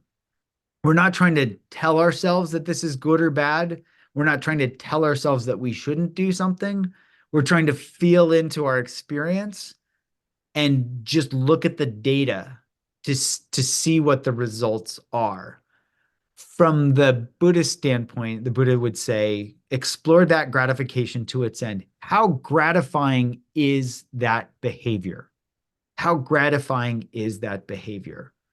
To give a example from my own life, I used to be addicted to eating gummy worms. And so when I was totally caught up in it, I couldn't see it. I would just know that I'd see the bag of gummy worms and I'd eat the whole bag.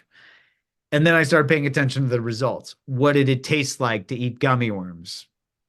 I realized for me, they were kind of like the sickly, weirdly too sweet, taste like more type of thing. And then I would get a stomach ache after eating the whole bag and feel and not sleep well and have all these negative consequences. I wasn't looking for like, what can I do to convince myself that eating a whole bag of gummy worms isn't good for me? My body was telling me everything I needed to know. So I was exploring that gratification to its end. And that's what this exercise is. What am I getting from this? Right? Simple question. Don't overthink it. Feel it. What am I getting from this? Feel into your direct experience. And I see from the chat somebody asking, define short term. There's not a, like 10-second, it's long term would be 6 months. And the shorter term, the closer we can get to our direct experience and see the direct results, the more our brain's going to make that reward-based learning association and be able to see, oh, when I do this, I get this. So for example, if we eat a bunch of food at night when we're snacking at night and we see the next morning that we haven't slept well, it's easier to make that association to see, oh, when I snack at night, I don't sleep well. So it could be hours, it could be minutes, it could be immediate. But looking beyond a day or so, it's hard to make those associations. So hopefully that's helpful, Tina, that asked. All right, let's get into the experience. And if you have more questions afterwards, we can bring them in then. But I want to keep this as close to getting right into the concept. So what's the behavior? What's the result? Ask what am I getting from this? What did I get from this? If you're looking back on the experience, if it was an intoxicant, felt experience, not thinking this is good or bad, but really feeling into your experience. And so just taking a few minutes each, if it's in groups of 3 or 4, you'll have 10 minutes to do this. So we'll come back at 25 after and you'll see the count.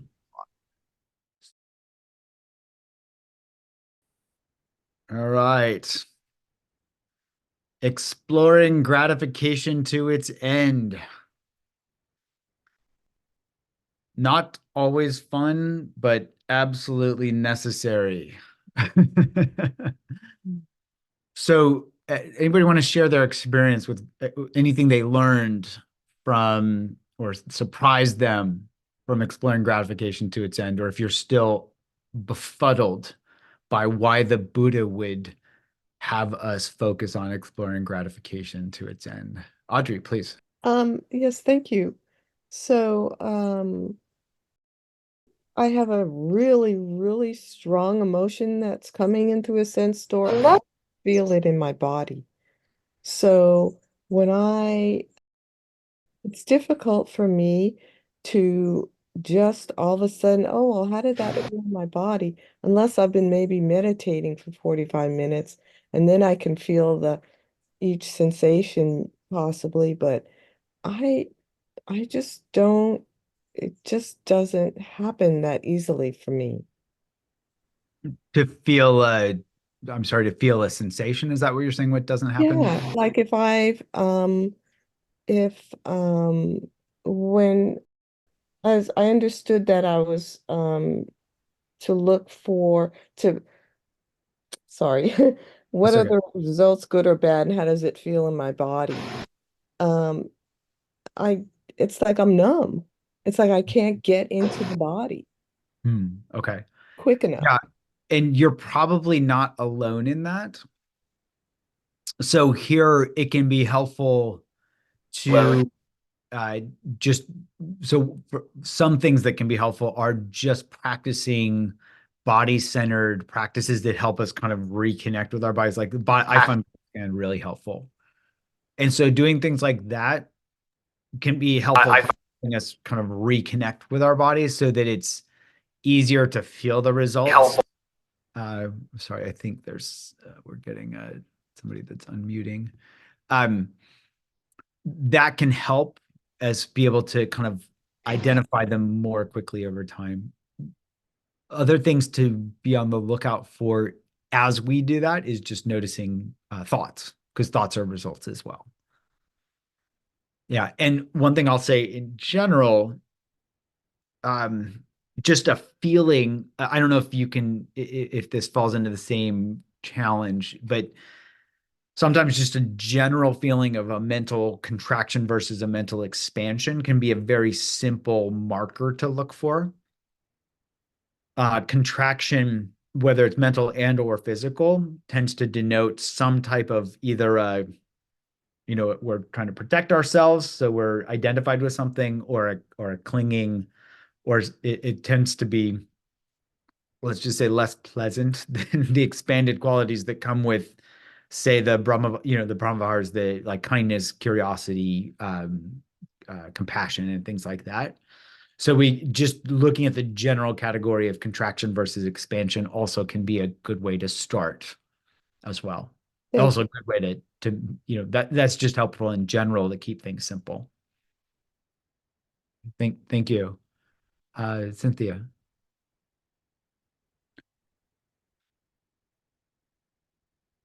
I think you're on mute. My experience in the group was leading to the habit loop of not knowing if the result will be positive or negative. Sometimes it is positive, sometimes it is negative. And then the feeling would be fear of not knowing, contraction. Would that be what to pay attention to? Because I have that a lot. I'm this, if I go out, will I feel good or bad? And sometimes it's good and sometimes it's not good. And I wish I didn't go out. But is that what one would work with? Is just fear of not knowing whether it will be a good experience or a bad outcome. Yeah. Excuse me. Yes. So you're highlighting something that is very common to human experience, which is our brains don't like uncertainty. Yeah. And so just naming that, oh, there's the fear of the unknown. And that, seeing that as a result. And you're also highlighting life, which is like, sometimes the result of X, Y, or Z can be different than at a different time. And so just knowing that, the more data we collect, the more we can see what the trends are, so to speak, and in what situations something may be, have a different result. So does it feel the fear and do it anyway? It depends on what it is. Sometimes yes, sometimes no. All right. Yeah. There's no good answer for that. Yeah. Well, just to use an absurd example, if we're, it's like, oh, that looks really dangerous, I'm afraid. You probably wouldn't be helpful to do it and be like, yeah, that was dangerous, shouldn't have done it, type of thing. So case by case basis, whether or not to take the chance of going into the unknown. Yeah, but also this highlights how when we learn this process, the more we learn it, the more we can be collecting data and learning through the process. It's not that we are expected to know how life is going to go, but we can pay attention as it goes, and we can learn, and we can course adjust along the way. And life is constantly changing. So something that was helpful or seems skillful at this moment might not be in a year or a week. So it's not about like, I got to set down these rules and figure them out and always follow them. It's about, oh, how can I identify this process and be applying this awareness as I go through life, and therefore be constantly learning.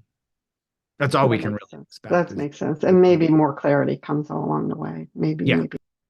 Yeah. Well, I would say the clarity and with it, wisdom.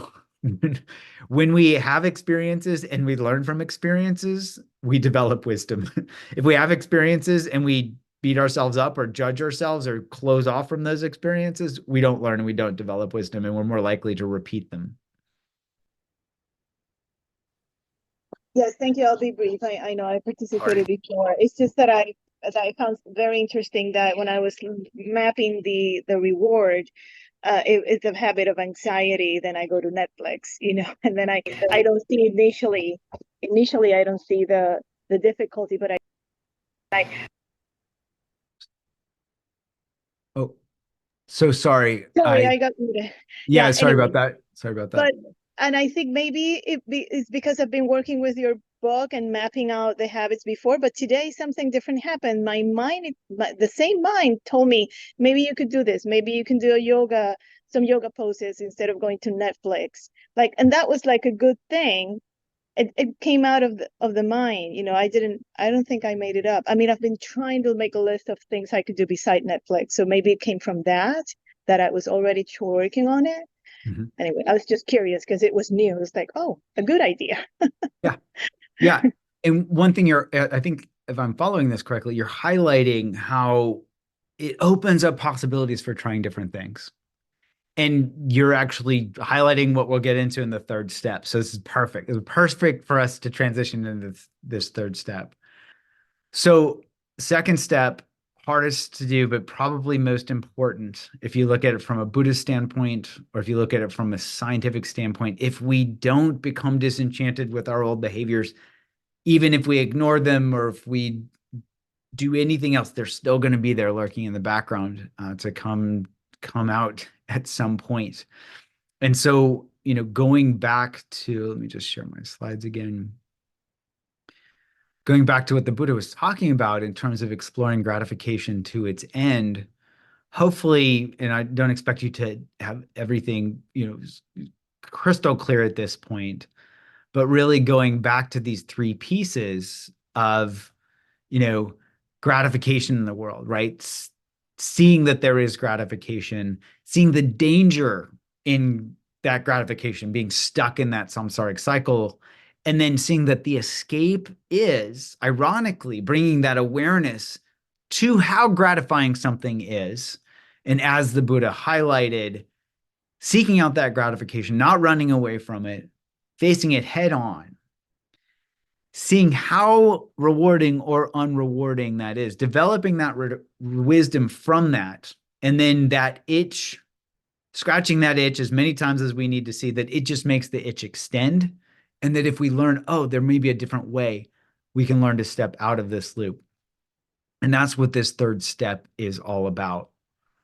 So I think of step 3 as finding rewards that are more rewarding. And here, I love this quote from Sadhu Pandita that he wrote in his book, In This Very Life. It says, in their quest for happiness, people mistake excitement of the mind for real happiness. They never had the chance to experience the greater joy that comes with peace and tranquility. And this is an example of how we often mistake, these sense pleasures or these things that are actually just driving us to do them more, and how the result is that there's this underlying drive that says do more, do more, do more, and keep doing them, that gets us stuck in these cycles. Looking at these habit loops, just using some of the examples we talked about, we might have a negative emotion that feels unpleasant. We have an urge to eat or worry or go on Netflix or whatever, and then we get that brief relief by scratching it. But in fact, that just keeps the itch going. So what did the Buddha do? He didn't keep watching Netflix. He says, I abandoned craving for sensual pleasures, or removed the fever. I dwelt without thirst, with a mind inwardly at peace. I see other people who are not free from lesser sensual pleasures being devoured by craving for sensual pleasures, burning with the fever of sensual pleasures, indulging in sensual pleasures. I do not envy them, nor do I delight therein. Why is that? Because there is, he was talking to Magandia at this point, a delight apart from sensual pleasures, apart from the unwholesome states, which surpasses even divine bliss. Wow, that sounds pretty good. Since I take delight in that, I do not envy what is inferior, nor do I delight therein. So the way I summarize this is the Buddha found what I call a bigger, better offer, or we talk about the BBO in our programs. So our brain is set up to develop reward hierarchies, and it's gonna go to what's at the top of the list. So if a sense pleasure, like eating sugar or chocolate, is at the top of the list, we're going to keep going back there. When we discover that there is something better than that, right? And not just divine bliss, not just finding the best mango habanero chocolate out there, but really finding the that the lack of the pull, when we become disenchanted with that wanting more and more and more, that there's peace in that, as U Pandita described it, the greater joy that comes with peace and tranquility. That's what the Buddha's talking about, right? There's the bigger, better offer, or the biggest, bestest offer if you look at enlightenment. So it goes. I can't speak from that perspective. So what can we mere mortals play with? If it's, the Buddha's talking about enlightenment, what can we play with on that road, on that journey? Going back to Einstein, he says, I'm only passionately curious. And why do I bring that forward? Because what we can do is substitute awareness, this curious awareness, for these other behaviors. So if we have an urge, we can get curious about that urge instead of gratifying that urge. If we're anxious, we can get curious about what that anxiety feels like instead of getting stuck in a cycle of worrying. And so we can bring curiosity to the fore and learn that we have something that is inherently more rewarding. Because what feels better, a craving or curiosity? What feels better, worrying or curiosity? Right? Curiosity feels pretty good. And then that this is always available, especially as we train it. This can become our new habit. For example, this person said, when I first started the program, I didn't quite buy into the benefits of curiosity. Today, I felt a wave of panic. And instead of immediate dread or fear, my automatic response was, that's interesting. That took the wind right out of its sails. I wasn't just saying it was interesting. I actually felt it. I was so thrilled, right? So this is about finding curiosity, finding this curious awareness as our bigger, better offer. So this is where we can start to bring this forward. I'll give you a couple of examples, and then we're going to take a minute or so. We don't have a lot of time left, but just maybe a short time to explore these bigger, better offers for ourselves. So this person said, I decided to get a snack because I was tired. Even thinking about the reason for that craving is so much more than what normally happens automatically, right? So here's exploring this habit loop. But much better, I enjoyed 4 M&Ms, yes, 4, and I was fine. I never, ever was able to leave an open bag of M&Ms in my drawer my complete life before. This is so amazing. This is a direct quote. So this is where we can, even stepping out of the loop or not overindulging, right? 4 M&Ms feels better than eating an entire bag. It could be as simple as just stopping when we're full. It's not about depriving ourselves of the M&Ms. Or as this person put it, I'm trying to listen to my body, stopping eating when my body has had enough to eat rather than finishing what's on the plate. I'll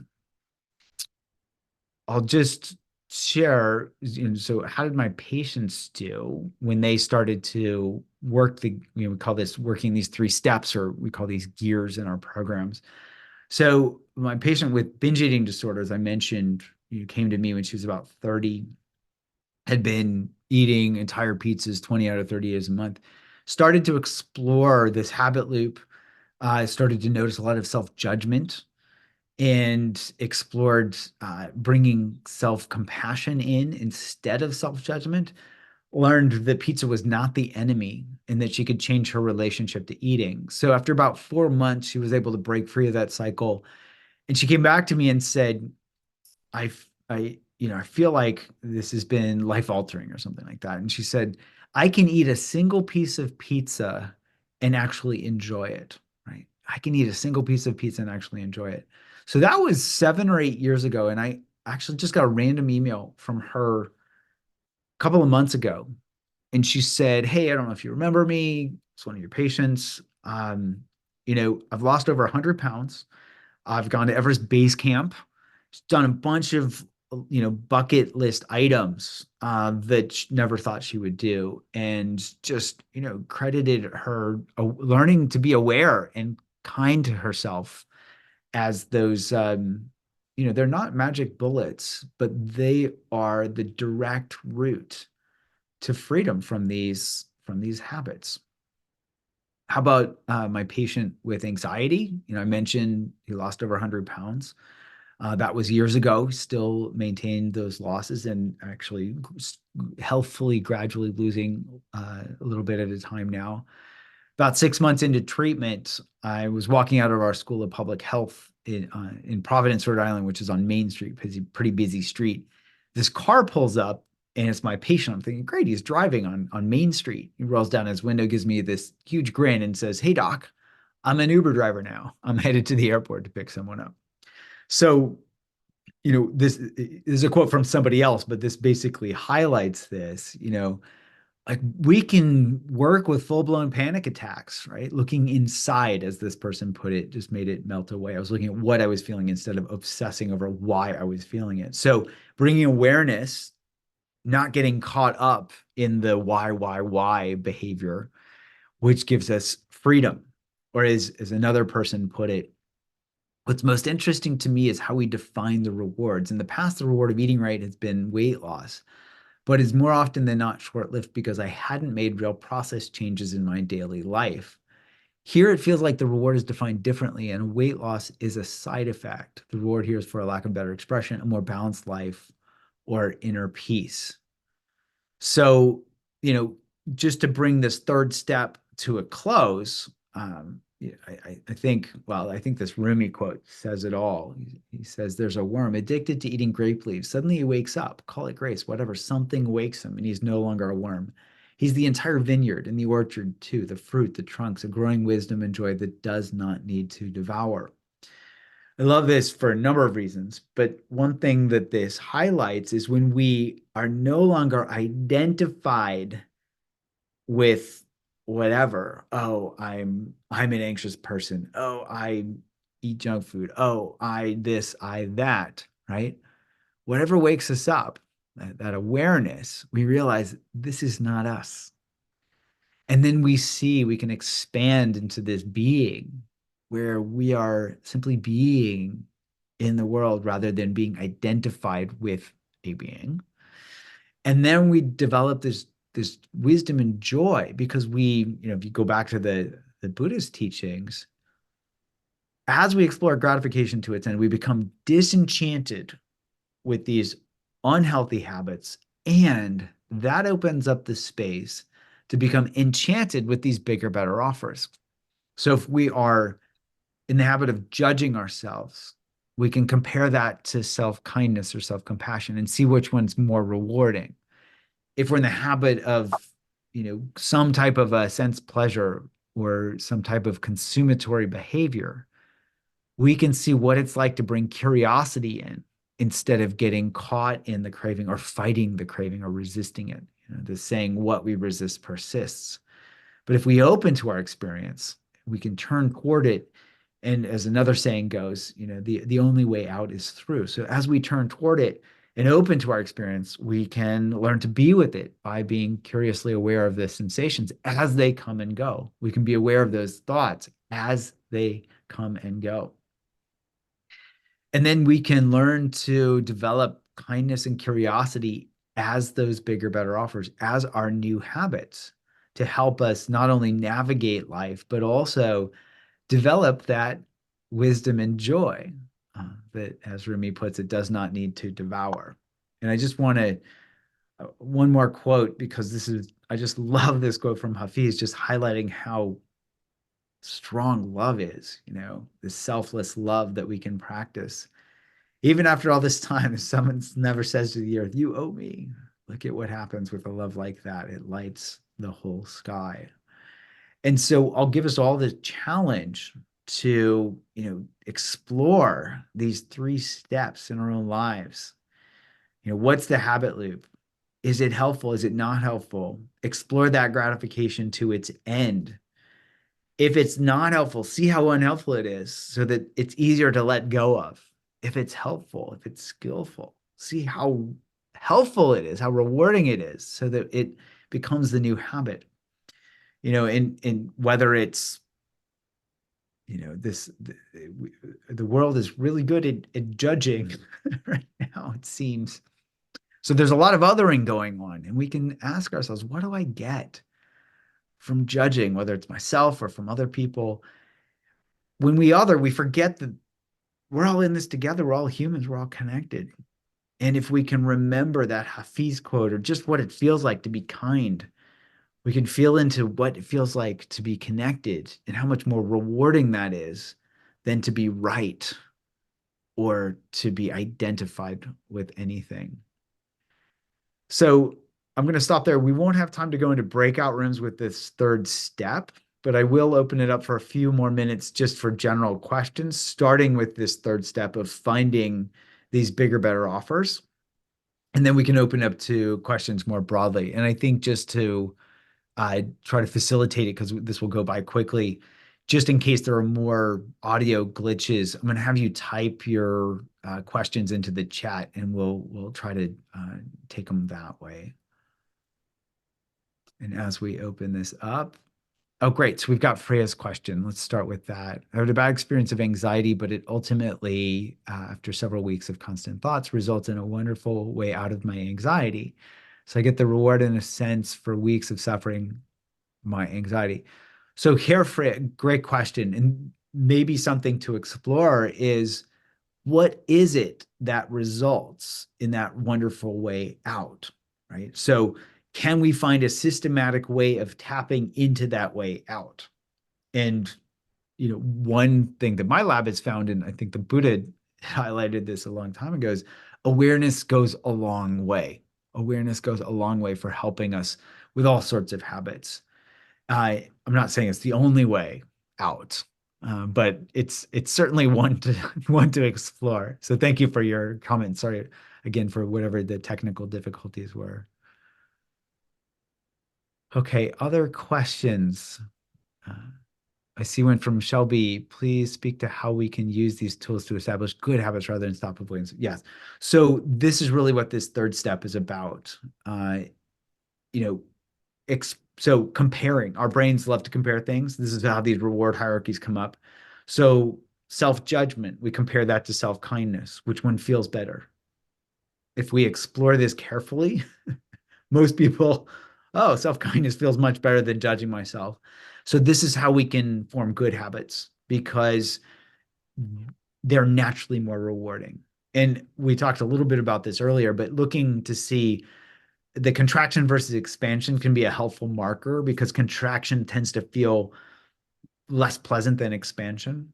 And we haven't published this yet, but my lab even has done studies showing that often unwholesome or unskillful mind states like anxiety, frustration, anger tend to feel more contracted, whereas kindness, curiosity, connection feel more expanded. And so it might be a general marker that could at least be a signpost for whether something is not helpful, especially until we can really feel into and experience all of the results of our behaviors. So hopefully for Shelby and others, that's helpful as a way, we're just leveraging the same reward-based learning system, seeing how rewarding skillful behaviors are.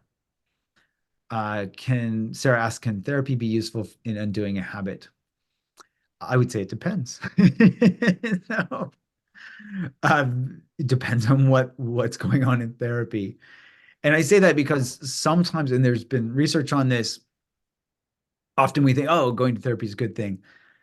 Sometimes if therapy is just focused on letting somebody reify their story and their identification with something, it may not be as skillful at helping somebody step out of a habit. It may actually reinforce some identification. And so we just need to be careful about, hopefully the therapist is skillful. Hopefully they're aware of this type of thing. And so where somebody is less likely to, be, kind of have somebody reify some self-concept, and more likely to have that, in a skillful way, identified, and help them see how maybe it's not helpful. So sorry for the it may not. Most of these answers are it depends on the situation. Maybe we'll take one more and then we'll wrap it up. So John says, speak about RAIN. Yeah, there's an acronym called RAIN that was, to my understanding, first put forward by Michelle McDonald, a Western meditation teacher, and then really skillfully popularized by Tara Brach. Many of you probably are familiar with her or both of them. They're pretty well known. So Tara, I first learned RAIN from Tara. Recognize, so it's an acronym for recognize, allow, or accept, investigate. And she originally started with non-identification. And then Tara has encouraged people to explore different ends. So for example, I think our current one is nurture. So bringing ways to nurture ourselves. I like this because it highlights all of these steps that the Buddha talks about. So we've got to first see this habit loop. That's recognized. We have to allow it to be there. For resisting our experience, we're not going to be able to investigate what's happening and see the results. And the I for investigations, that's about bringing curiosity in. So we can get curious. Oh, what's my experience? And that whether it's non-identification or if you're familiar with the Mahasi Sayadaw noting practice, I like using that. So N for note your experience. You can it helps us not be as identified because we're noting, oh, here's a sensation as compared to this is me. So the N in RAIN could be non-identification. It could be note if you're using noting practice. It could be nurture if you're following Tara Brach's teachings. And it, so there are a number of ways to not be as caught up in our identification with our experience. All right, I see one more. We'll take one more and then we'll finish up from Nita. It says, is there a way out for complicated multiple hindrance attacks? For example, a fear of rejection, which brings in anxiety, doubt, anger, self-pity, especially with history of anxious attachment style. The short answer is probably. And if there's lots going on, I often have people just focus on what's most predominant, what's right in front of them to start with. So map out that habit loop. Then that often helps us be able to see, oh, there's this triggers this other habit loop, or it's triggered by this other habit loop. And then we can explore all of them. Oh, here's this behavior. What do I get from this? Here's this behavior that's related. What do I get from this? And they might all result in the same thing, but we can at least start to see more clearly what the picture is as compared to, just being all muddled together, which can be really challenging to work with. So just want to bring this all together. Hopefully this was helpful. If nothing else, just remember one thing: awareness, curiosity and kindness. Remember that our brains learn to repeat things that are rewarding, to stop doing things that are not rewarding. So instead of relying on trying to force ourselves out of unhelpful habits or into helpful habits, follow your brain, right? As the Buddha described, explore gratification to its end. So what do I get when I gratify something that seems to be causing suffering for me and others? What do I get when I explore gratification of things that are helpful, whether it's kindness, whether it's curiosity, whether it's connection, compassion, sympathetic joy, all of those things. And I'll just got a bunch of free resources on my website. If that's helpful, it's just drjud.com. But really, it's about awareness. We've all have these, and we can all see how powerful kindness and curiosity are. So here's to all of us exploring these and building these helpful habits of kindness and curiosity. So thank you all very much. Rob, any closing housekeeping items before we finish up?